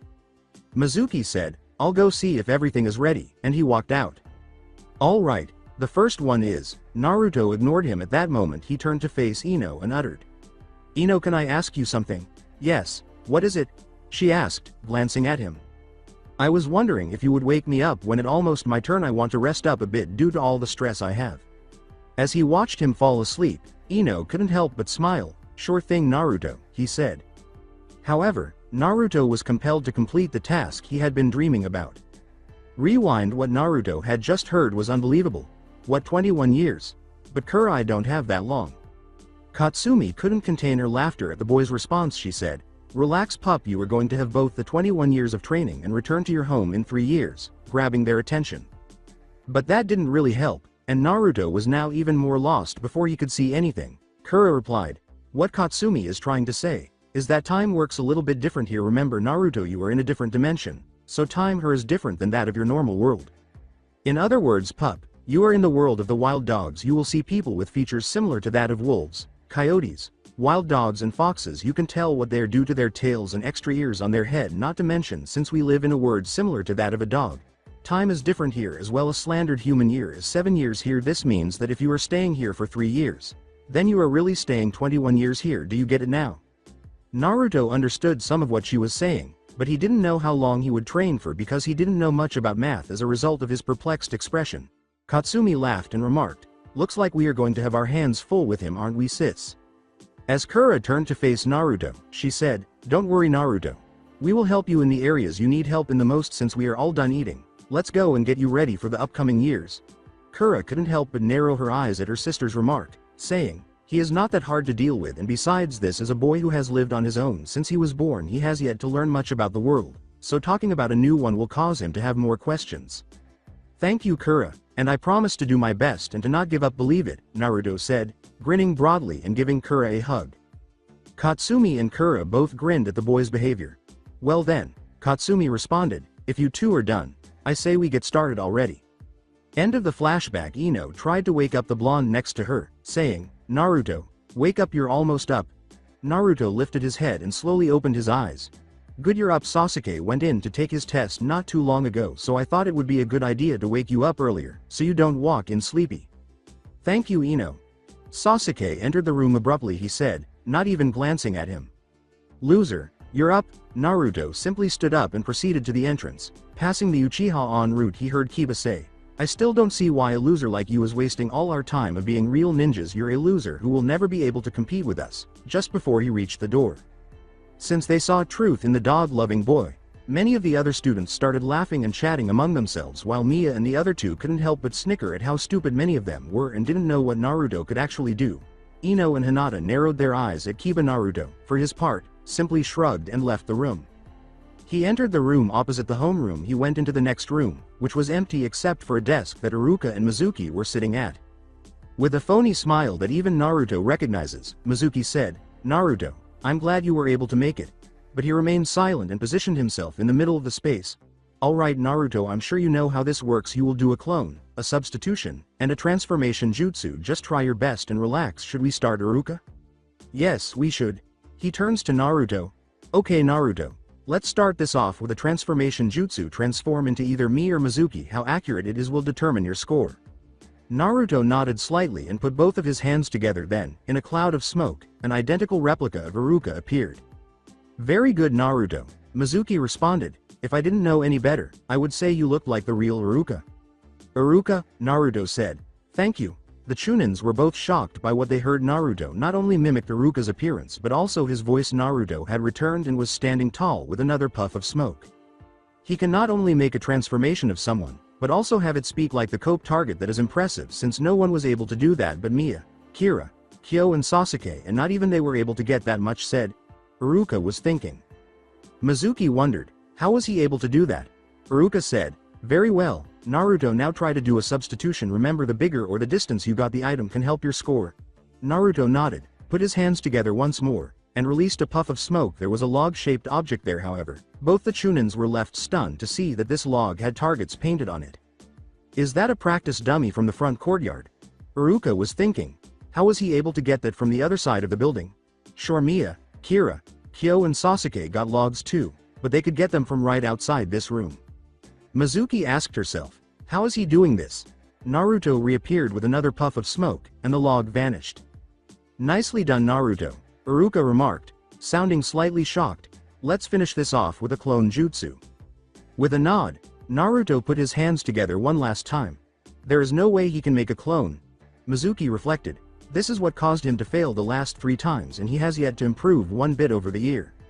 Naruto stood there puffing smoke, flanked by 2 more Narutos, bringing the total number of Narutos in the room to 5. The fact that Naruto created 5 clones, let alone 1, shocked Chunins once more. Impressive, thought Iruka. Everyone else was able to make 2 clones, and Mia, Kira, Kyo along with Sasuke were only able to make 3. Mizuki, on the other hand, was thinking angry thoughts. How was he able to do it? Iruka said, Naruto, good job, would you please call in Ino? Naruto nodded and walked back to the homeroom. Everyone stared at him, wondering how badly the dead last failed the test, and he said, Ino, you're up. As he walked past her on his way back to his seat, he said, good luck, Ino. She said, thank you. Naruto sat down beside Hinata, who was delighted to see him. She inquired, how did it go, Naruto? With a foxy smile, he replied, I think I did all right. He then eagerly awaited Ino's completion of her portion. Naruto was deliberating over his next move in the interim. Kura told me that this exam would be taken 4 times, every time at the end of the year. Each time a student takes it, they were marked to see where they stood and what type of help they would need for the next year. In order to hide my true skills, I had to fail the exam 3 times. The next part is the shuriken throwing test, where our accuracy can be tested. The final part of the exam is the fighting part, where we each fight each other 1-on-1 in taijutsu. If I'm correct, I'm going to be fighting Sasuke. Smirks Naruto, piece of cake. At that moment, both Ino and the 2 Chunins returned to the room. Alright class, Iruka responded. So far everyone is doing great. Now we are all going outside for the shuriken throwing test. Now everyone line up and we'll head outside. Following instructions, the class went outside to the courtyard, where 3 practice dummies were positioned in front of a concert wall. The log-shaped dummies had targets on specific parts of them. Iruka cleared his throat and said, alright class, we have 3 practice dummies here. The objective of this test is to try to hit the 4 targets on the dummies. Don't worry if you don't hit the target head-on, but try to hit close to the target. Doing so will help out your score. Also, the speed of you throwing them will also affect your score. Finally, the deeper the shuriken can go into the target, the more points you can gain there. Having said that, each person completed their test individually. The clan children were by far the only ones who fared well. There was no surprise to Naruto, and he was certainly not taken aback by the civilian children's performance. No one was able to score as high as the clan kids. Even though some did hit the target, the majority of them either missed the target entirely or hit it too close. Actually, Mia, Kira, Kyo, Hinata, and Sakura were the only ones who were good enough. Actually, that was essentially the scoring order at the moment. Kira, Kyo, Hinata, and Mia had the highest. Sakura was higher than all the other children, but a few points lower than Shino. Then Naruto saw that Sasuke had just finished his turn. He realized that he had successfully hit each target. He saw that Mizuki and Iruka were struggling to get the shurikens off the 2 on the sides. Nevertheless, they discovered that the shurikens were extremely difficult to remove. When they reached the center, one Naruto simply moved to take his place, putting 4 shurikens between his fingers, not giving a damn. A random civilian student remarked, "Look, the dead last is about to go." Another said, "Everyone take cover." Many, however, chose to observe from the sidelines while others hid behind them. The clan heads, Kira, Kyo, Hinata, and Mia simply stood in front of the class to watch Naruto's performance. "Naruto, we can't do this right now due to Sasuke's shurikens still stuck in the log," Iruka replied. The Chunin simply shrugged. Realizing there was no use in arguing with Naruto, who simply smiled and said, "I like to have a challenge once in a while." Both of them moved to the sidelines. But many of the other students started laughing at Naruto after he said, "I say the only challenge you have is just being here. Stop wasting our time, loser." Kiba had to take advantage of this. Sakura said, laughing along with the other Sasuke fangirls, "Yay, loser, you'll never be able to outmatch Sasuke, so just give up, loser." The fact that they were making fun of him made Hinata and Ino furious. Mia and the other two, on the other hand, were expressionless. The same was true of Naruto, who simply had this expressionless expression on his face and didn't care what they said. "Can I go now?" he asked. "You can try, but you won't get an accurate score, Naruto, due to the sure," Iruka said, closing his eyes. However, the sound of the shurikens being thrown interrupted him. Naruto had thrown his final set of shurikens. When Iruka opened his eyes, he turned to face the dummies and saw that Naruto's shurikens were on the concert wall behind them instead of on the dummies themselves. The terrible performance by the dead last caused the class to erupt in laughter once more except for Ino, Nada, Mia, Kira, and Kyo. Nobody laughed. Kiba continued to laugh and remarked, "Haha, I know a loser like you couldn't hit the target, let alone the dummies." Without glancing at him, Naruto remarked, "I would look again if I were you, Mutt." The name he had called him infuriated Kiba. But his gaze then fell on Iruka and Mizuki, who were staring at the dummies in disbelief. Before long, everyone in the class falls silent. The sound of splitting wood could be heard. Once it became quiet, many people were wondering what was happening as the sound persisted for about 5 seconds before bang. Everyone in the class was shocked when all 3 of the wooden dummies exploded, but only the 2 Chunins noticed that the targets on the dummies were split from the center, which meant that Naruto's shurikens went straight through the targets rather than just hitting them. The shurikens that had been there were now on the ground, broken in half, and what was most startling was that the middle log also broke apart. Everyone was still in disbelief over this, so they failed to notice Naruto replacing the old log dummies with new ones. "Can I take this out now?" he asked as he approached his shurikens after finishing. Iruka just gave a nod. After a little tugging, Naruto eventually released the shuriken. He was able to cut though the wood of the target, and from the looks of it, that wall took a hit with those shurikens. By far he has the highest score in the test, Iruka thought. Mizuki thought, darn, how is he doing this? Once he had removed every shuriken from the wall, Naruto walked back to his position. He grinned broadly and said, "Looks like you up, Ino. Good luck." Ino simply completed her portion of the test with a smile. Unfortunately, he found it extremely difficult to watch Ino's portion of the test because of the remarks made by many of the students regarding his performance, mainly because Sakura and a lot of Sasuke's fangirls are constantly screaming that he cheated or something similar. Sasuke was merely glaring at Naruto with contempt. He wondered how the dead last students in the class managed to outperform him. "Nicely done, Ino," Iruka responded. "You are equally tied up with Hinata's score." He looks around at the other pupils.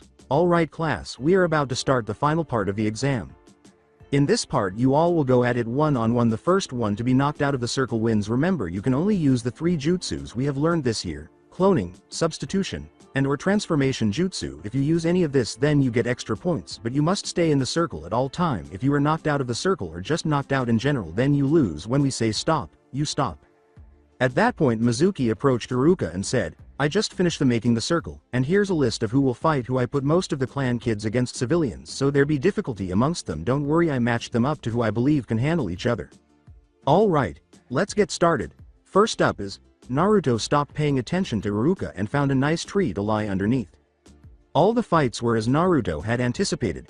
The civilian kids who fought each other were terrible, and the fights against the clan's kids didn't help much either. The only fights he found interesting were Mia versus Hinata and Ino versus Kyo. The fight between Kira and Sakura was really not shocking that Kira won because she was always a heavy hitter and Sakura had no chance against her, and he also knew that Kira was holding back on her. But when it came to Hinata and Mia, he was shocked to see that they could both counter each other's blow for blow. Mia was more of a tactical fighter, and she usually let her opponent strike first and counter from there by tricking her opponent and not letting them read her moves. Hinata was essentially the same as her opponent, striking first and countering her opponent's moves. It was unfortunate that the match had to end in a draw because of time, and Ino and Kyo were the same. Sadly, Kyo had a slight speed advantage, but Ino was still able to hold her own. Iruka said, "Sasuke and Naruto, you two are the last ones up." Naruto simply shook his head, not surprised that he would have to fight Sasuke of all people. He positioned himself at the circle's edge, and Iruka said, "Fight."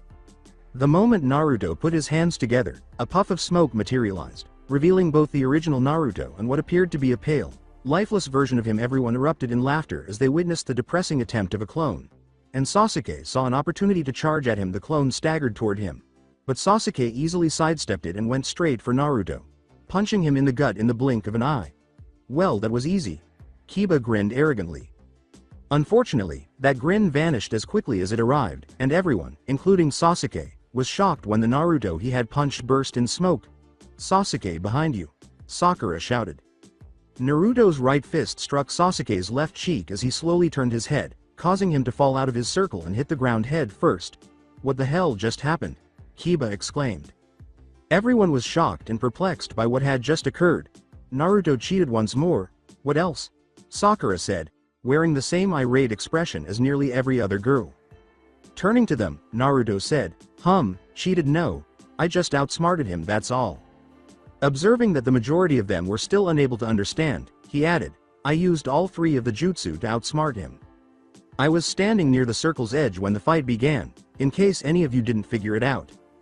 I created a clone and swiftly changed into the evil clone I always created when the battle started, but I assumed that Sasuke would be able to tell the difference because I was on the wrong side. Therefore, all I needed was for Sasuke to charge in and let his ego get the better of him. When I switched places with the clone, everyone was shocked by the explanation he just gave. But Iruka was the most shocked. The rest, you all witnessed with your own eyes."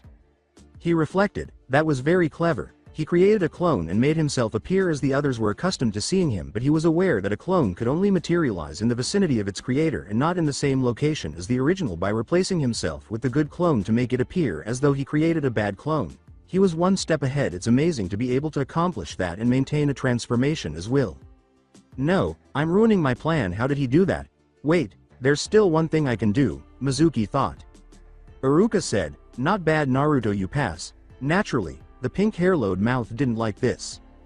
"But he was unfaithful," she shouted. "For the last time, I didn't cheat," Naruto remarked upon seeing I simply deceived him. "Ultimately, a ninja's most effective weapon is deceit, and he recently assisted me in demonstrating that people only see what they wish to believe and never consider other options."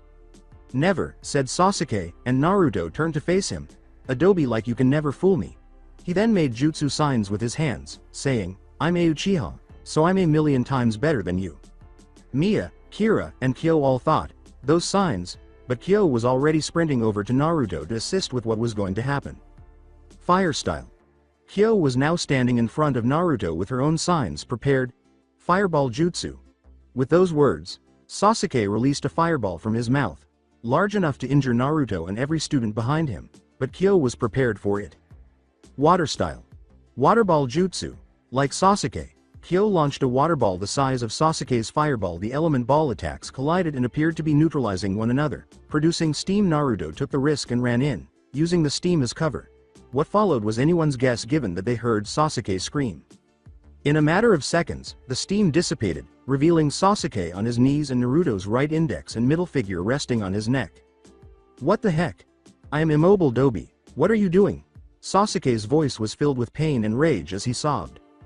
He remarked, "Pressure points. I may not be an expert, but at least I understand this one. You won't be able to move for about 3 minutes until I start losing my grip. As long as I hold, my fingers are here." Naruto turned to face Ino and Hinata after noticing that Kyo was on her knees and appeared exhausted. "Ino. Hinata, go get some water for Kyo, she looks tired." Both girls nodded and hurried off to follow their instructions. Naruto glanced down at Sasuke before turning back to Kyo, who was now receiving assistance from Mia and Kira. "How many Teme? How many will you hurt just to make a point?" he asked, causing Uchiha to turn to face him angrily. "Screw you, Dobi," Sasuke said, becoming enraged that the dead last was currently outperforming him and demanding answers from him. "I'm a Uchiha, I'm better than you and always will be, so I don't care who I hurt as long as I get what I want when I want it. You answer to me, not the other way around." After closing his eyes and wondering how he was the only one to hear the first part of his statement, Naruto lets go of the Uchiha and turns to face Iruka. "Are we done here?" Iruka gave a wink and said, "All right everyone, let's head back so that you can collect your headband and so we can all leave." After an hour, leaning on a tree with a swing built into it, Naruto had just received his Hitai 8, or ninja headband, more than half an hour earlier, had received a perfect score on this test, and had even surpassed his maximum score with all of his bonus points. He could hear the parents of the other students talking right now, and he could feel their angry looks, but he didn't really care. After spending enough time there, he decided it was time to leave, and since he had nothing better to do, He wandered around. Mia and Kira took Kyo home because she was still weak, and Ino had to get home before Anko did because she had to assist at her family's flower shop. Naruto thought it would be a good idea to head home since the sun was going to set, but he was stopped when he sensed someone close by and saw Mizuki emerge from behind the nearby tree. He said, "Ah, Naruto, there you are." Naruto answered, "Mizuki, what are you doing here?" "I'm here to congratulate you on receiving your headband, but I also have to tell you something," Naruto said, raising an eyebrow but allowing him to go on. "You may have received your headband, but you still have one more test to complete." "What's that, really?" His brow went up as he asked.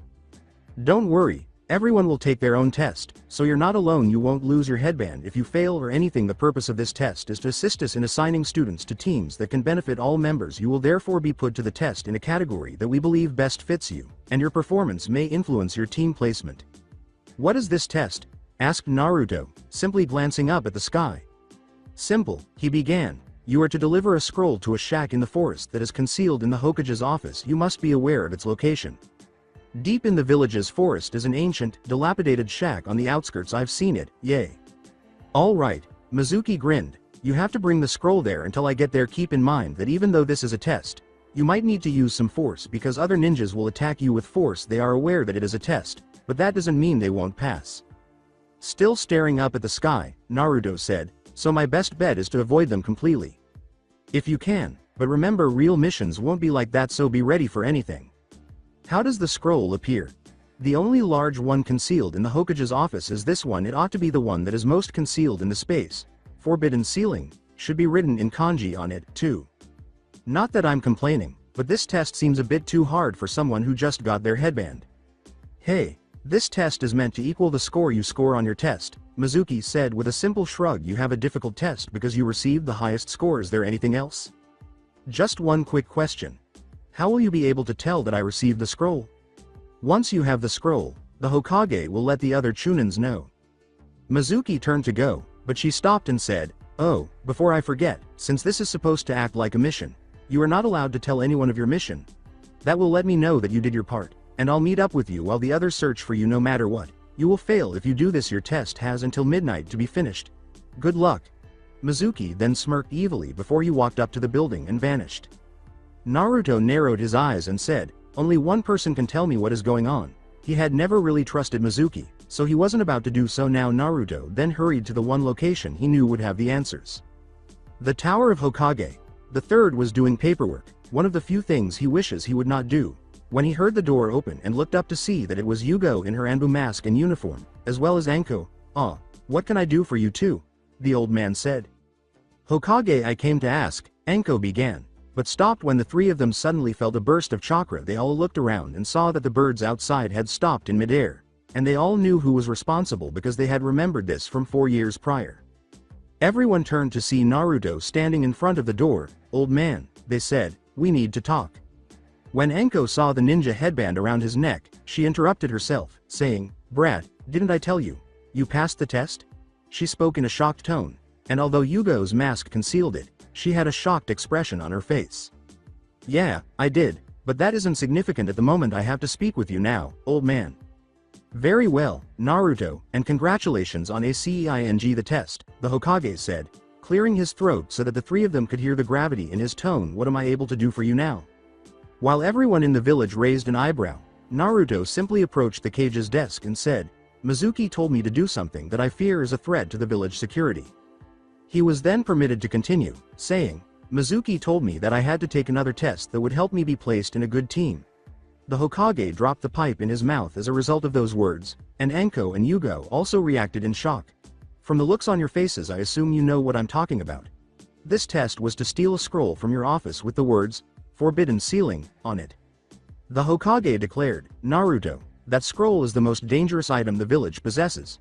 The village will be exposed if it ends up in the wrong hands because it contains numerous SB rank jutsus, some of which are exclusive to the village of the Hidden Leaf."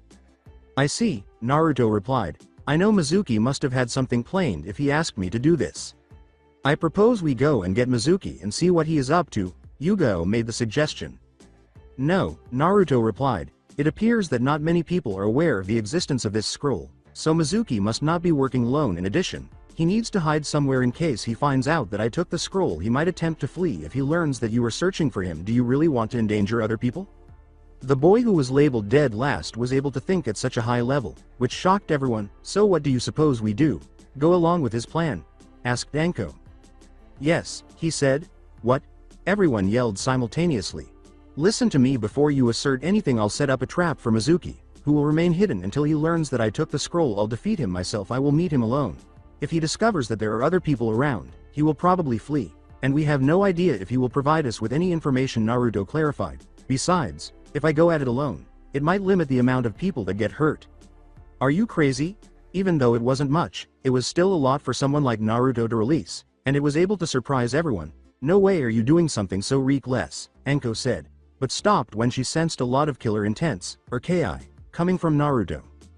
This is only the beginning, believe me, Naruto said. Well, what do you think, old man? I came here to ask you if I can handle this. If you think you are ready, then go ahead, but if you take too long, I'll send someone to help you, the Hokage said, picking up and cleaning his pipe. The elderly man simply indicated a wall to his left next to a bookcase and said, thank you. Now where is this scroll I had to get? Naruto stopped the Hokage just as he was about to stand up. The Hokage looked up at this, but he continued to watch to see what Naruto would do. Don't get up, I'll get it. Standing in front of the wall, Naruto walked right through it without even trying. This shocked Anko and Yugo beyond belief, but it had no effect on the Hokage. Naruto returned shortly after, carrying a scroll on his back. Give me an hour to get things ready. After the time is up, give the word for me to be found that will lead Mizuki to me, Naruto said as he made his way to the door. The Hokage said, Naruto, before you leave I want to know where you will be so I can send help if need be. Naruto was about to grab the doorknob. 2 miles out northeast of the village, where that old shack is, replied Naruto. The elderly man said, very well and good luck. The 2 ninjas in the room turned to face their leader when he said, old man, I know that you are wondering to know how strong I am. I know you've been wondering ever since I came back, so if you want to know some things, call in Kura and the others, tell them this. Naruto told me he wanted some dumplings. If they ask what kind, then say, red, black and brown. Also have a copy of my test scores on hand. From there on they will answer you as much as I told them to tell you. Did you get all that, old man? Naruto didn't turn around to look at him, he for a response. Naruto nodded and hurried out the door, saying, yes, I got it. Now hurry up, I want to hear it from you later. The room's 2 kunoichis simply turned to face their leader. Do you really think he can handle this, Lord Hokage? Yugo asked. Naruto is someone who can surprise even the most skilled in battle of people. I don't have doubt that Naruto will surprise anyone of use tonight. Sarutobi simply topped off his pipe with tobacco. Yugo turned to Anko, hoping she understood what he was saying. Regretfully, Anko simply shrugged while wearing a puzzled expression. Forest. After an hour, the scroll was at Naruto's feet as he sat on a stump. Then he heard bushes rustling and approaching him. Naruto struck a fighting stance, bracing himself for the worst, but when he realized it was Iruka instead of Mizuki, he was shocked. He reasoned, Iruka, great Mizuki must have sent him here. Iruka didn't appear overly thrilled to see Naruto. Naruto, what are you doing here? He said, and why did you steal the scroll of forbidden sealing? Iruka, what are you doing here?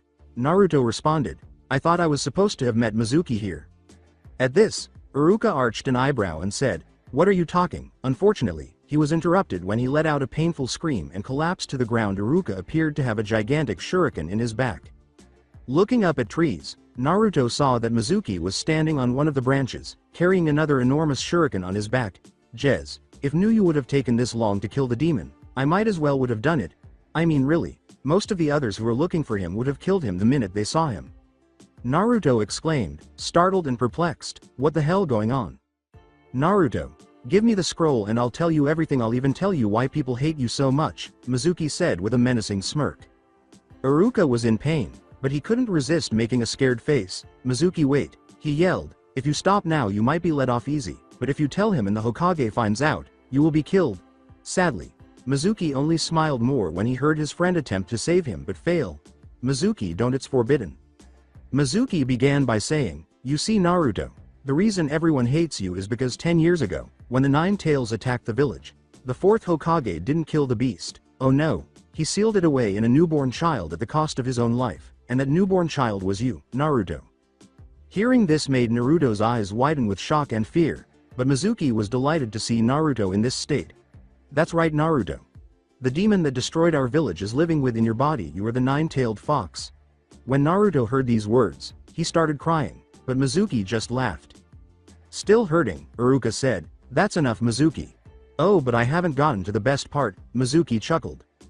"You see, I told you to steal the scroll in hopes that I would be able to make some money by selling it off to some other village and also be seen as a hero here by killing the demon that's been walking their streets every day. However, I was going to give that honor to Iruka since he had lost both his parents to the Nine Tails attack, but not even he could have done it." Mizuki started laughing again as Naruto covered his face with his hands. Office of the Hokage. Alongside Anko and Yugo, the Hokage was examining a crystal ball. "That asshole, he is going to pay for this," said Anko. With his eyes turned away from the crystal ball, Yugo questioned, "Do you really believe that's his plan, Lord Hokage?" "I don't think so," the elderly gentleman responded. "He knows if he killed Naruto, he himself would be killed. Naruto must be right. He must be working for somebody." Anko inquired, "Hey, what's going on with the picture?" Yugo and the Hokage both turned to face the crystal ball and saw that the image was fading. The image vanished in a matter of seconds. The Hokage replied, "Something is blocking my chakra in that area." Anko said, "We have to go help Naruto," but then someone knocked on the office door. The old man said, "Come in, Naruto in the forest." Mizuki continued to laugh at what had just happened, but when he heard another person laughing, his own laughter subsided. He and Iruka both turned to face Naruto, who was now giggling. Mizuki questioned, "What the hell so funny?" Looking directly into his eyes, Naruto observed him. "To think you got your hopes up for nothing," he responded, "I'm laughing at you." Both Chunins simply stared at him as though he were insane. "I'm sorry to tell you this, Mizuki, but you are going to die." Office of the Hokage. 3 Anbu were visible when the door opened. One was wearing a wolf mask, one was wearing a fox mask, and the last was wearing a coyote mask. In front of the Hokage's desk, each of them stood adjacent to the others in that order. The fox said, "You called for us, Hokage?" None of them responded. "Yes," the Hokage said. "Naruto asked me to tell you something. He told me to tell you he wanted some dumplings." For a moment or two, they all turned to face each other. The coyote questioned, "Did he say anything special about them?" In response, the Hokage simply exhaled smoke from his pipe and said, "Yes, he said he would like red, black, and brown ones." The wolf inquired, "How did he do on the final exam?" The Hokage shifted a folder on his table to one of its edges and said, "Here, look for yourself." While the other two huddled close to each other to examine the folder, the person wearing the fox mask simply picked it up and opened it. The fox simply said and closed the folder. After a minute or two, they all shifted their masks to cover their heads and asked, "What do you want to know?" The fact that Aki was wearing the coyote mask, Kat was wearing the wolf mask, and Kura was wearing the fox mask was disgusting. "We will answer any questions that Naruto gave orders to answers. If you want more, then you are going to talk to him about." "Naruto told me the same thing," the elderly man replied. "Speaking of which, where is Naruto anyways?" Kat responded. Then, drawing everyone's attention, Anko slammed her hand on the table. "Naruto is somewhere in the forest. We were looking at him though the Hokage's crystal ball. When the picture went out, we don't know what's happening out there, so we need to go and help him." She stated this with a sense of concern in her voice. Aki questioned, "Forest, what is he doing there?" "He was going to bring down one of our Chunin that had just turned traitor," answered Yugo to calm Anko. She put her hands on her shoulders and said, "We don't know what's happening and we fear he may need some help." Kura looked out the windows behind the Hokage and said, "Chunin, you say? Don't worry, Naruto can handle this." This caused a puzzled expression on the faces of Anko and Yugo. But at this, the Hokage arched an eyebrow. "That is why I called you all in here. What did you three teach Naruto?" Kura crossed her hands and said, "Let's see. Kat taught him combat, stealth, and some tracking skills. Aki taught him some history and medical training, like pressure points, what plants to use as medicine, and how to make some medicine." The Hokage and his 2 kunoichis couldn't help but look shocked. They were astounded by Naruto's multifaceted training. Anko questioned, "Wait, how strong is Naruto then?" Aki answered, "We can't really tell you much about that." The room was stunned once more when the speaker said, "However, all we can say is that Naruto has skills of a high genin, if not mid-chunin." Kura stated, "Naruto has the element of surprise on his side because not many people are aware of his true skills." Naruto in the forest. This Chunin you say he's up against is in for a lot of pain if he believes Naruto is just a weak little boy. By order of the Hokage, you Mizuki ranked Chunin of the Hidden Leaf Village are hereby sentenced to death on the terms of injuring a fellow leaf ninja, attempting to kill fellow ninja comrades, Stealing from the Hokage and revealing an S-rank secret, Naruto said while waiting for Mizuki to respond. Ha, ha, boy, I would have to thank you for that laugh, if I wasn't going to kill you, demon. Mizuki couldn't help but add a hint of venom to the word, hoping to crush the boy's spirit even more. Unfortunately, Naruto did nothing but stand there with his hands behind his back and a blank face. After that, there was a brief period of silence, which was soon broken by Mizuki's laughter. Any last words before you die, brat? Mizuki asked, taking his second giant shuriken from his back after he had finally had enough of this game. Mizuki was annoyed by Naruto's blank expression as he stood there once more. Nothing. Everything is fine now, pass away. Mizuki hurled Naruto the enormous shuriken. Time stopped at that point, and the projectile was now frozen in mid-air. Naruto took a moment to look around him, to see where he stood in all of this, and he noticed that Iruka was sitting up on the ground next to a tree to his left, with the shuriken in his back now on the ground beside him. Looks like Iruka got that shuriken out. Seeing that he made that much effort to get it out proves that he will be alright. If it weren't for that flak jacket, Iruka would have been dead. As you yourself stated, Hokage, Naruto is full of surprises. Naruto is not a fool. He would never fight anyone who is stronger than him. Anyone who fights Naruto really needs to be on their toes. Naruto has the ability to watch everything and can think 2, if not 20, ahead of time. Looking to his right, Naruto saw the scroll on the ground.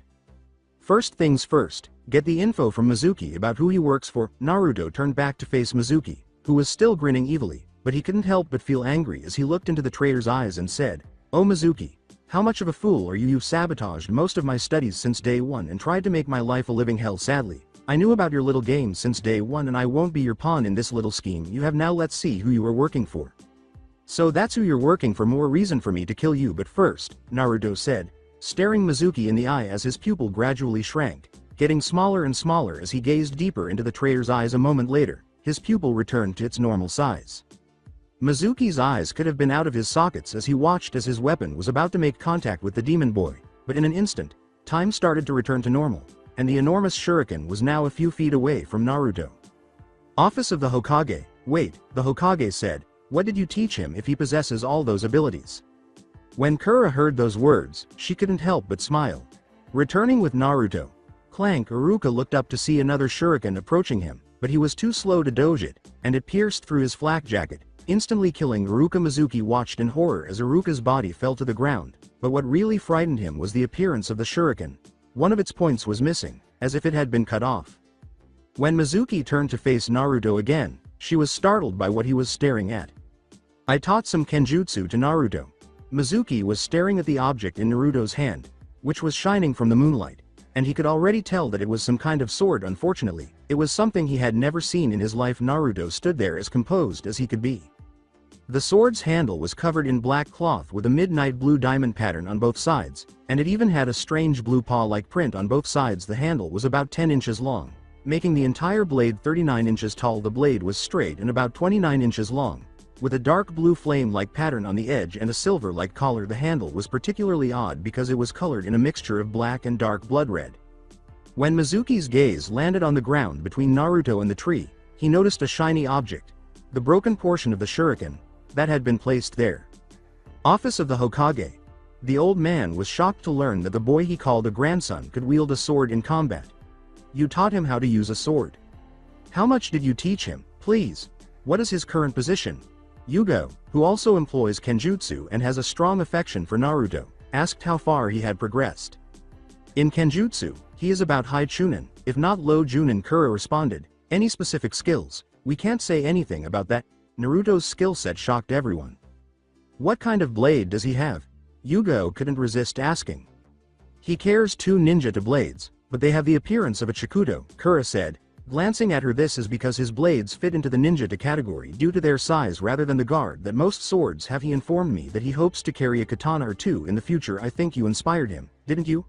The idea of being the cause of Naruto's desire to use swords made Yugo smile.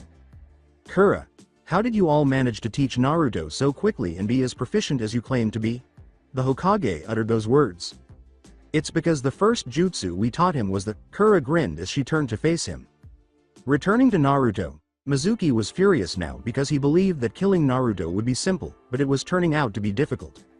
Naruto was prepared for what he was going to do when he noticed that Mizuki had just reached behind him and taken a kunai out of his pouch, saying, You all right there? Mizuki, you look a little bit stressed out. Mizuki remarked. Why won't you perish? He leapt down from the tree and headed directly for Naruto, who simply put his hands together while wielding his sword. Jutsu Shadow Clone. Ha. Do you think a clone will keep you safe from me? Mizuki threw a fist with his right hand to the Naruto on his right side, and the Naruto caught it with his left. Got you, Mizuki said. What the hell?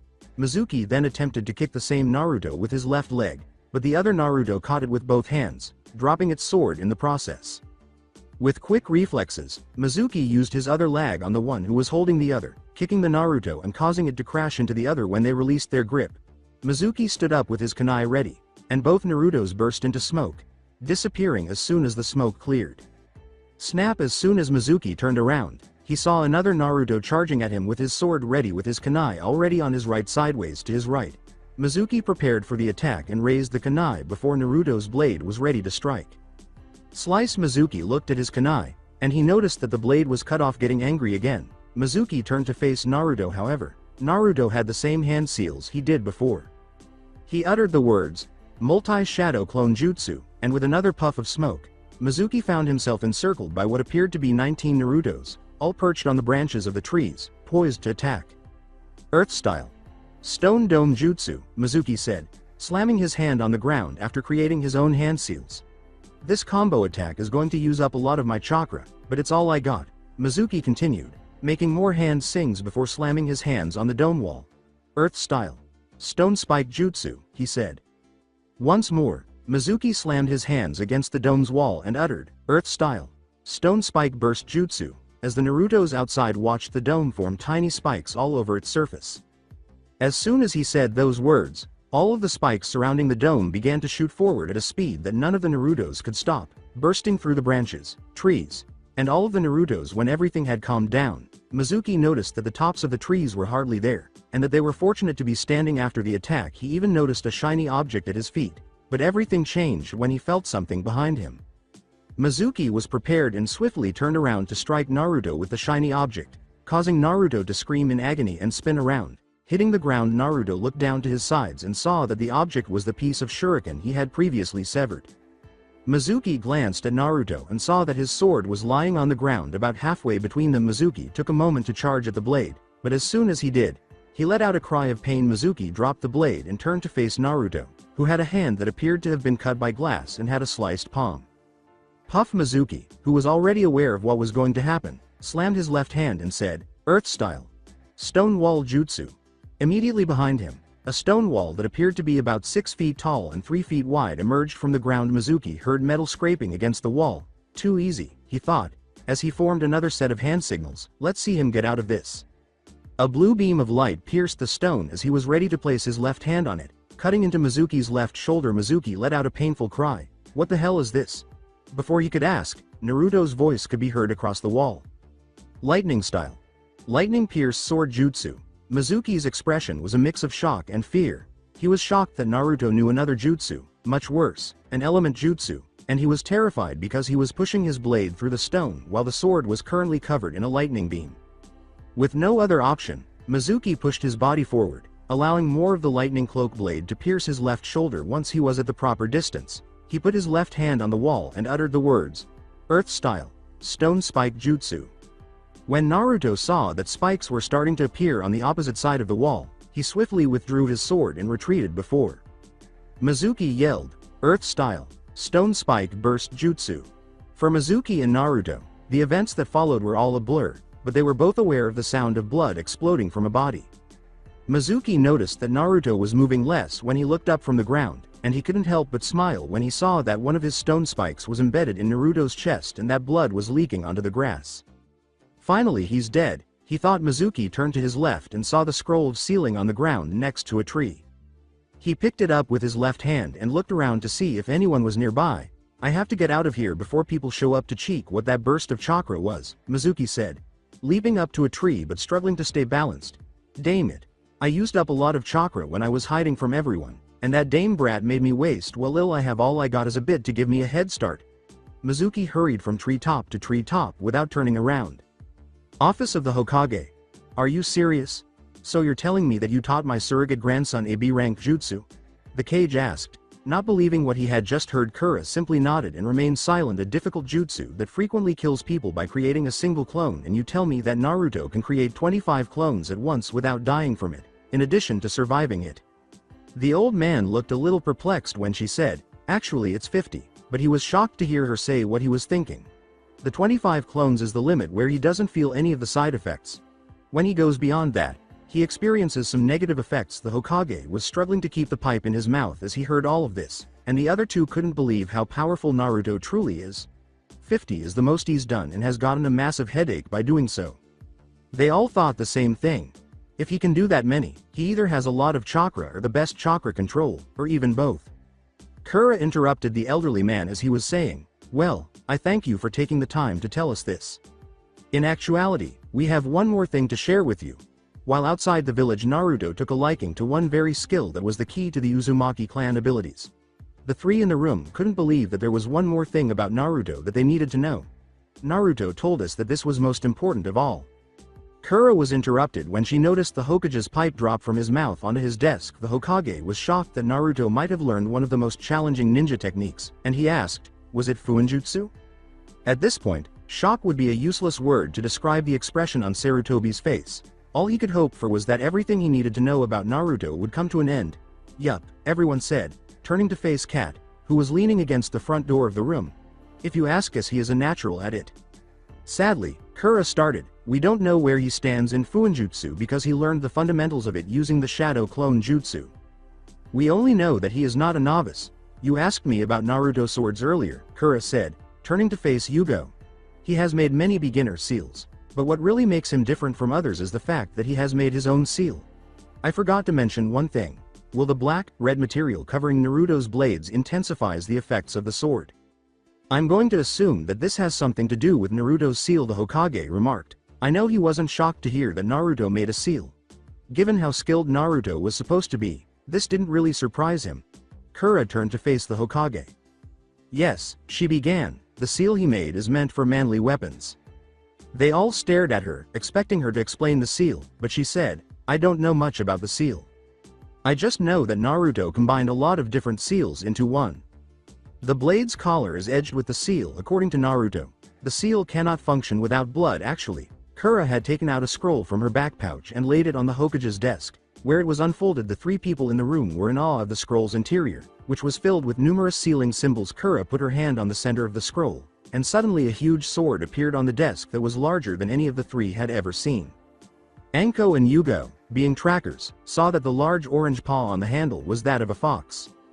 The sword was straight and also lacked a guard on its hilt. The entire length of the blade was approximately 57 inches, and the handle alone was about 22 inches long, so the blade had to be at least 35 inches long. The scabbard of the sword was black and had a shiny red glow for its color, and the hilt matched that color. Everyone was in awe, but Yugo was the most shocked.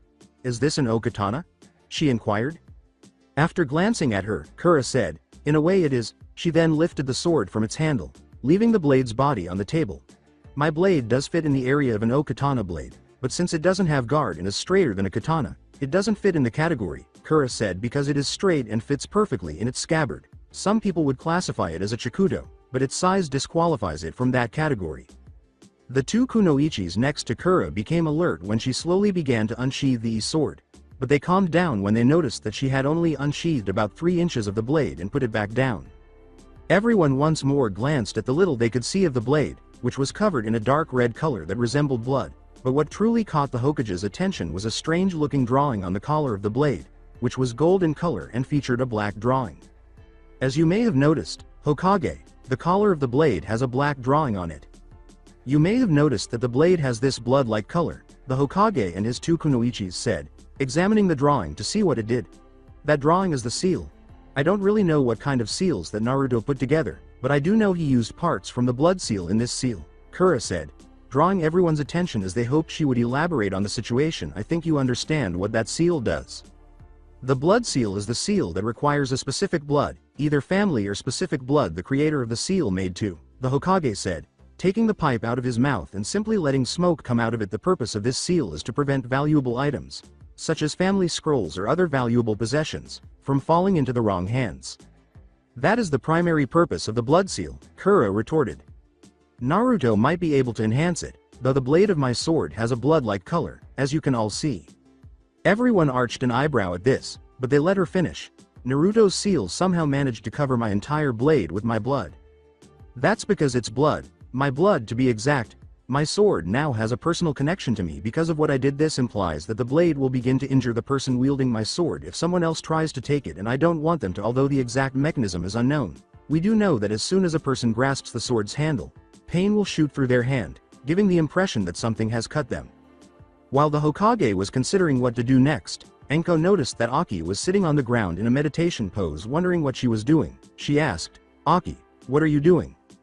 Both of the kunoichis couldn't help but remember that Naruto was still out there, so before they could respond, Kat said, "So what's going on out there, Aki?" She didn't respond, though, but Kat did. "While you all were talking, Aki sent out 2 shadow clones and she is using her sensor skills to see what is going on with Naruto."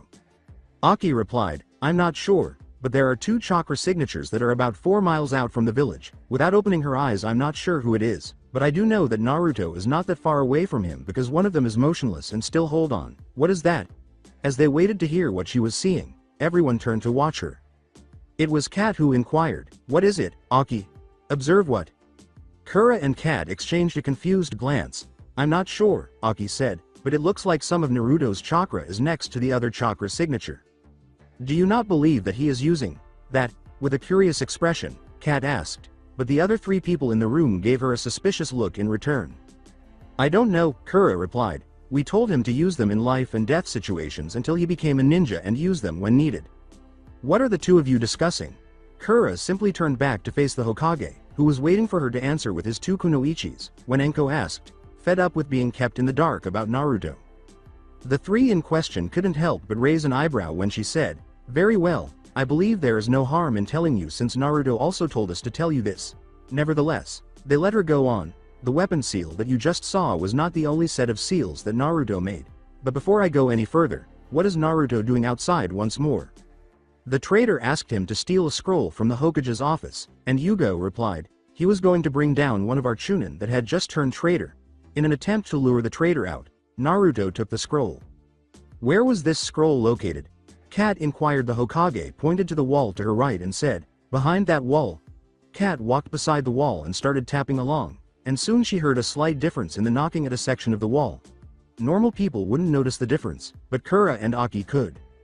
Kat pushed the wall slowly until it opened, revealing a secret room. The room was dark, with only the light from the main room for illumination, but fortunately Kat didn't need it. The room appeared to be some kind of hallway closet, with shelves on either side that held books, scrolls, and strange weapons, but what really caught her attention was a large scroll lying on the floor in the center of the room. Kat picked it up and went back to the main room. "Is the scroll here?" The old man and the other 2 women in the room were speechless when she asked, and they noticed that Kat was holding the same scroll that they had just witnessed Naruto take. "Wait, what did Naruto take if that is the scroll?" Yugo inquired, but nobody responded.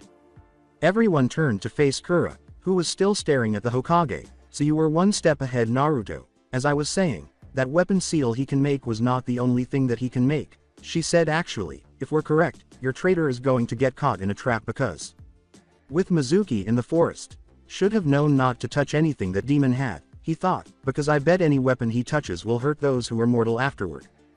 He took a deep breath and a cheeky smirk. "Oh well, he's dead now and is no longer a problem." Mizuki was currently up in a tree next to a wide open field, bandaging his right hand in an attempt to stop the bleeding. He was still unsure of what had caused this, as all he remembered was picking up Naruto's blade and then feeling pain afterwards. "I'm sure Master won't mind that I write a few of this jutsu down for myself," Mizuki thought as he turned to face the scroll that had been resting on his back. He took it off his back and placed it on his lap. "Now let's see what I can get out of this," he said. When he opened the scroll slowly, he was a little taken aback by what he saw. A lot of rectangular pieces of paper with black marks that looked wired all over the paper's surface. Mizuki knew he had seen this pattern of symbols before, but what really caught his attention was a mark that looked like a paw in the middle of the paper. He had once hunted in the forest as a hobby, and he knew that this was a fox's paw print. Since Naruto is able to create his own explosive tags, SPSSSS, that sound was all too familiar to the Chunin, so Mizuki threw the scroll to the ground and leapt off the tree without giving it much thought. Boom. Office of the Hokage. What can he make? Along with Anko and Yugao, the Hokage said.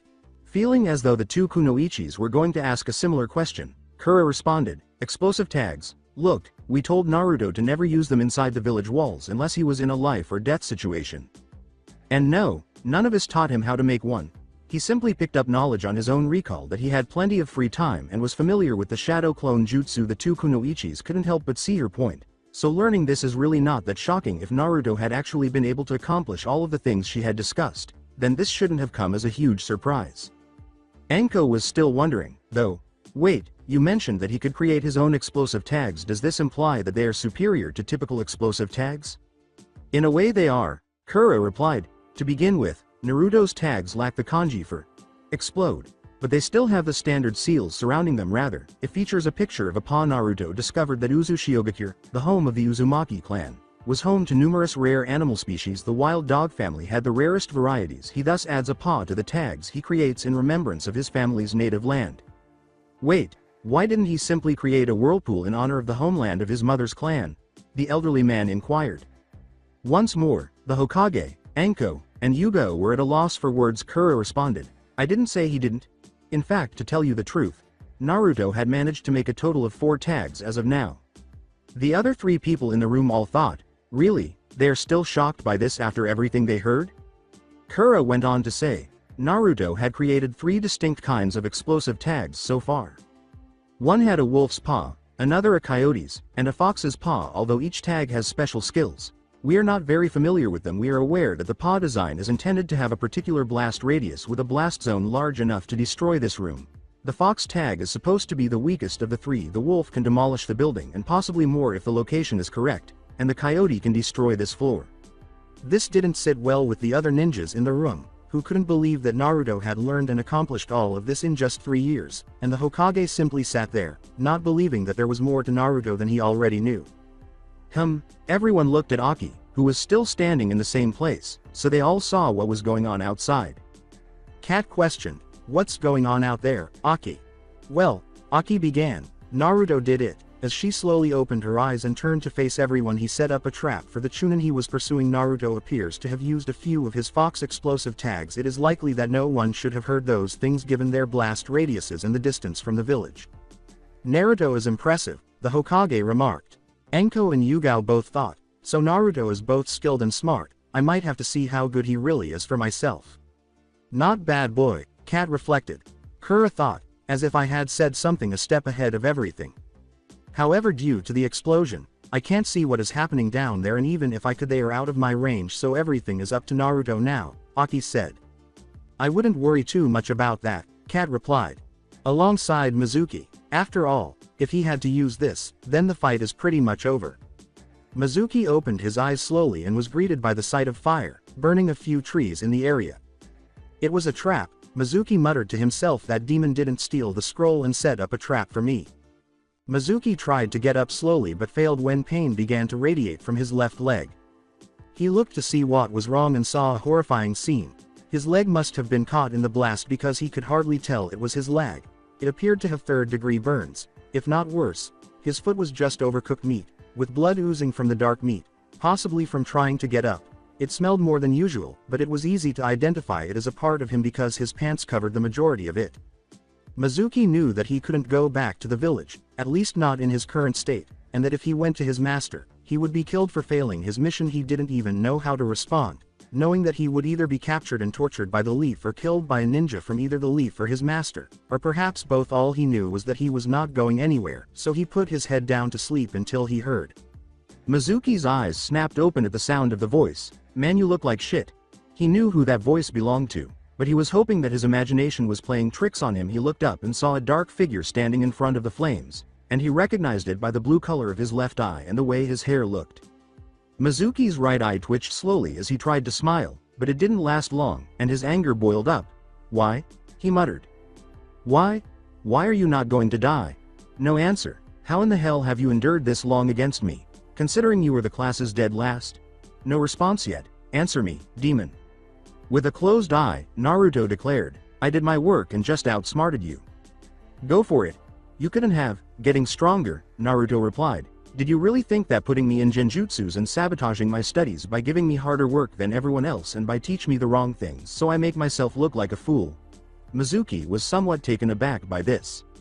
You were aware of it, but you took no action. What prevented you from using your actual strength back then? It might have saved you the trouble, after all. Who said I didn't, huh? The comment was the only thing that confused Mizuki. After all, I thought I gave you a big clue this afternoon, she said. What on earth are you discussing? Recalling what he had said earlier in the day, Mizuki stopped himself. After all, deception is a ninja's greatest tool, he thought, echoing the idea that he had just helped him demonstrate that people only see what they want to believe and never consider anything else. You were playing with us all this time, Naruto remarked carelessly. Sadly, our time has come to an end and I'm sorry to tell you, but it's time for you to die. Sure, let's go with that.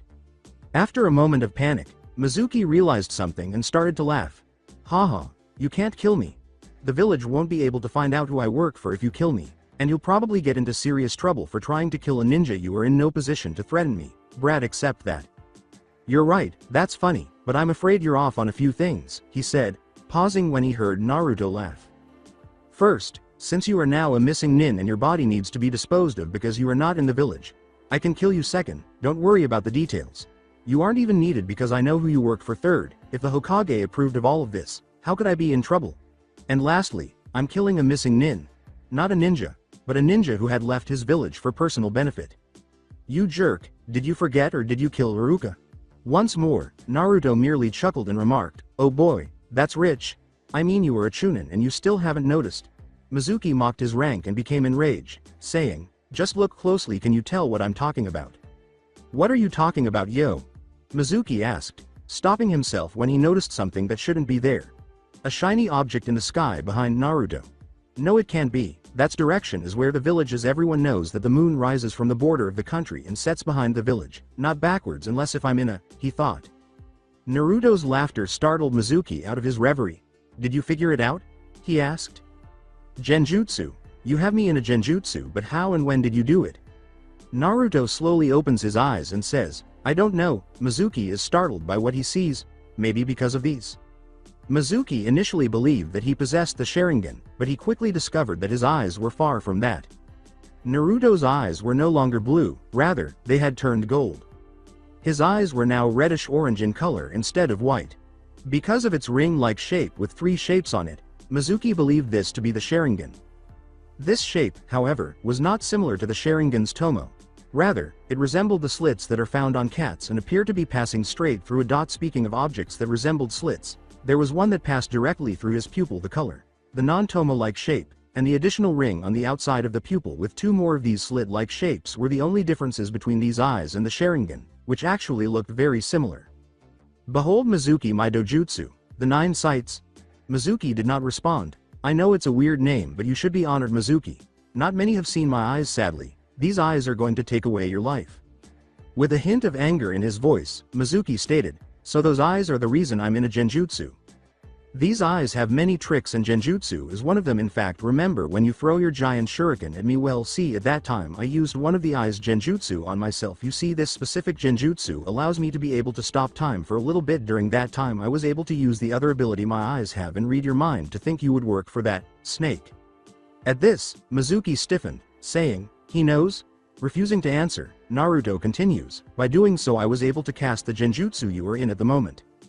Sadly, you are in one of my most dangerous genjutsu, because this genjutsu make both reality and imagination into one, and the longer you stay in the genjutsu the more really your pain is. For example, you saw me kill Iruka, but to tell you the truth, Iruka is still alive. Passed out but alive, just like the moon behind me, and even that clone you thought was me wasn't real. Your mind was making it look real to you, but you could not tell the difference. Now I say we part ways. Growth is audible behind Naruto, as if on cue. Mizuki noticed 9 animals emerging from the flames. When she turned to look behind Naruto, all of these creatures were foxes. And they were very large foxes. The fact that all of these foxes had red eyes and appeared to be dead was making Mizuki start to panic. In actuality, none of these foxes had any flesh in certain areas or limbs. Some of them had cuts that exposed their organs, while the majority lacked eyes. Sad, isn't it? Mizuki glanced back at Naruto. How your favorite game of fox hunting would be the end of you. You know, you were a part of the many fox hunts that happened on my birthday, the same hunts that I was almost killed in almost every year. I found out that you were among them with my eyes, and I bet that Iruka was one too. Too bad he won't be joining you. I also know that when I was gone you hunted these foxes as a form of game for you. Looks like these foxes want to have their turn. Mizuki exclaimed, this isn't real. With those words, the foxes charge at Mizuki. Oh really, Naruto said, looking first to his left and then to his right. Sick Mizuki was so terrified that he attempted to flee, but his leg prevented him from doing so. The foxes were on him in a matter of seconds. The sounds of Mizuki's screams filled the air as they all bit into him and tore off as much of his flesh as they could. But when Naruto closed his eyes, he said, 3, the screaming continued, 2, the sound of the foxes devouring Mizuki stopped, and 1, there was a dead silence. When Naruto opened his eyes, a terrible scene was before him now. Mizuki was hardly identifiable, only his blue hair and the right side of his face stood out. The remainder was awful. His left eye was gone, and his right arm was severed from his body. His organs were either torn out of him or destroyed, and his chest was completely torn open. The bones were chewed on, and there was hardly any meat on his legs. Naruto made a few more signs and exclaimed, Namaterasu, after deciding he had seen enough. Office of the Hokage. What had just transpired left the Hokage and his 2 ninjas perplexed. Kat, Aki, and Kura all froze and had their eyes bugged out after Anko asked her a question about Naruto. That chakra, Kat remarked. That form, said Kura. Aki inquired, do you think he used it? Hey, we are still here, don't leave us in the dark. What's happening? Replied Anko. Kura gazed directly into the Hokage's eyes. It looks like not only is you traitor problem gone Hokage, but that ninja's body will never be found, said the elderly man, who was also perplexed. With Naruto, at the moment, Naruto was making his way back into the village and Enbu wearing a coyote mask soon landed in front of him. Naruto, Coyote, is the traitor dead? No one will find him. Good, we already took Iruka to the hospital. I see you used those in your fight. My options were limited. Fair enough. I suggest you go home and get some rest. There are still others looking for you. Okay, but before I leave, tell the old man that his snake has come back. Trust me, he will know what I'm talking about. Very well, they both said, their faces expressionless. Naruto simply passed the Anbu and disappeared. The Anbu exploded in smoke. Office of the Hokage. What? Everyone exclaimed, unable to put into words what they had just heard. Unfortunately, we are at the end of our time and are unable to elaborate on what we said. But, Anko began, but the Hokage interrupted. That's sufficient, Anko. They told us everything they could. If Naruto wants to use it, I suppose he will have to fill in the blanks. The 3 in question nodded and started to head for the door. You 3 are dismissed. Wait, said Anko, you failed to respond to my query. I wanted to know if Naruto trains and how. Kura paused and remarked, we're not entirely sure. We are aware that he is wearing that orange jumpsuit while he runs from the Anbu to hone his stealth. He must be honing his sealing techniques with those drawings he's been creating. He must do any other kind of train in his free time. They all turn to leave the room, but Aki stops and says, now if there isn't anything else, we will be on our way. Hokage Naruto told me to tell you that your snake has come back, said that he got this from that traitor. As Aki departed, the Hokage and Anko's eyes widened at the news. Anko, you go, both of you go home. I have a feeling things are about to change and we must be ready for it. With Naruto, great, I lost one of my sights today. Naruto had just walked into his bedroom and was examining his dojutsu in the mirror. One of those slit-like structures on the second ring was absent from both of Naruto's eyes. You used a lot of chakra today. Kit, what do you think? Additionally, you are aware of the consequences of prolonged use of those eyes. I know, but it will take some time to get it back. I'll get started on it. Just get some rest already. Naruto lay on his bed and fell asleep without saying anything. Puff. All anyone could say was that Naruto's mask had fallen and that the real Naruto was now visible when a cloud of smoke burst over him. So that's it for today. I hope you guys enjoyed it. Don't forget to like, share and subscribe to the channel for more awesome stories like this. Thank you. See you all in my next video.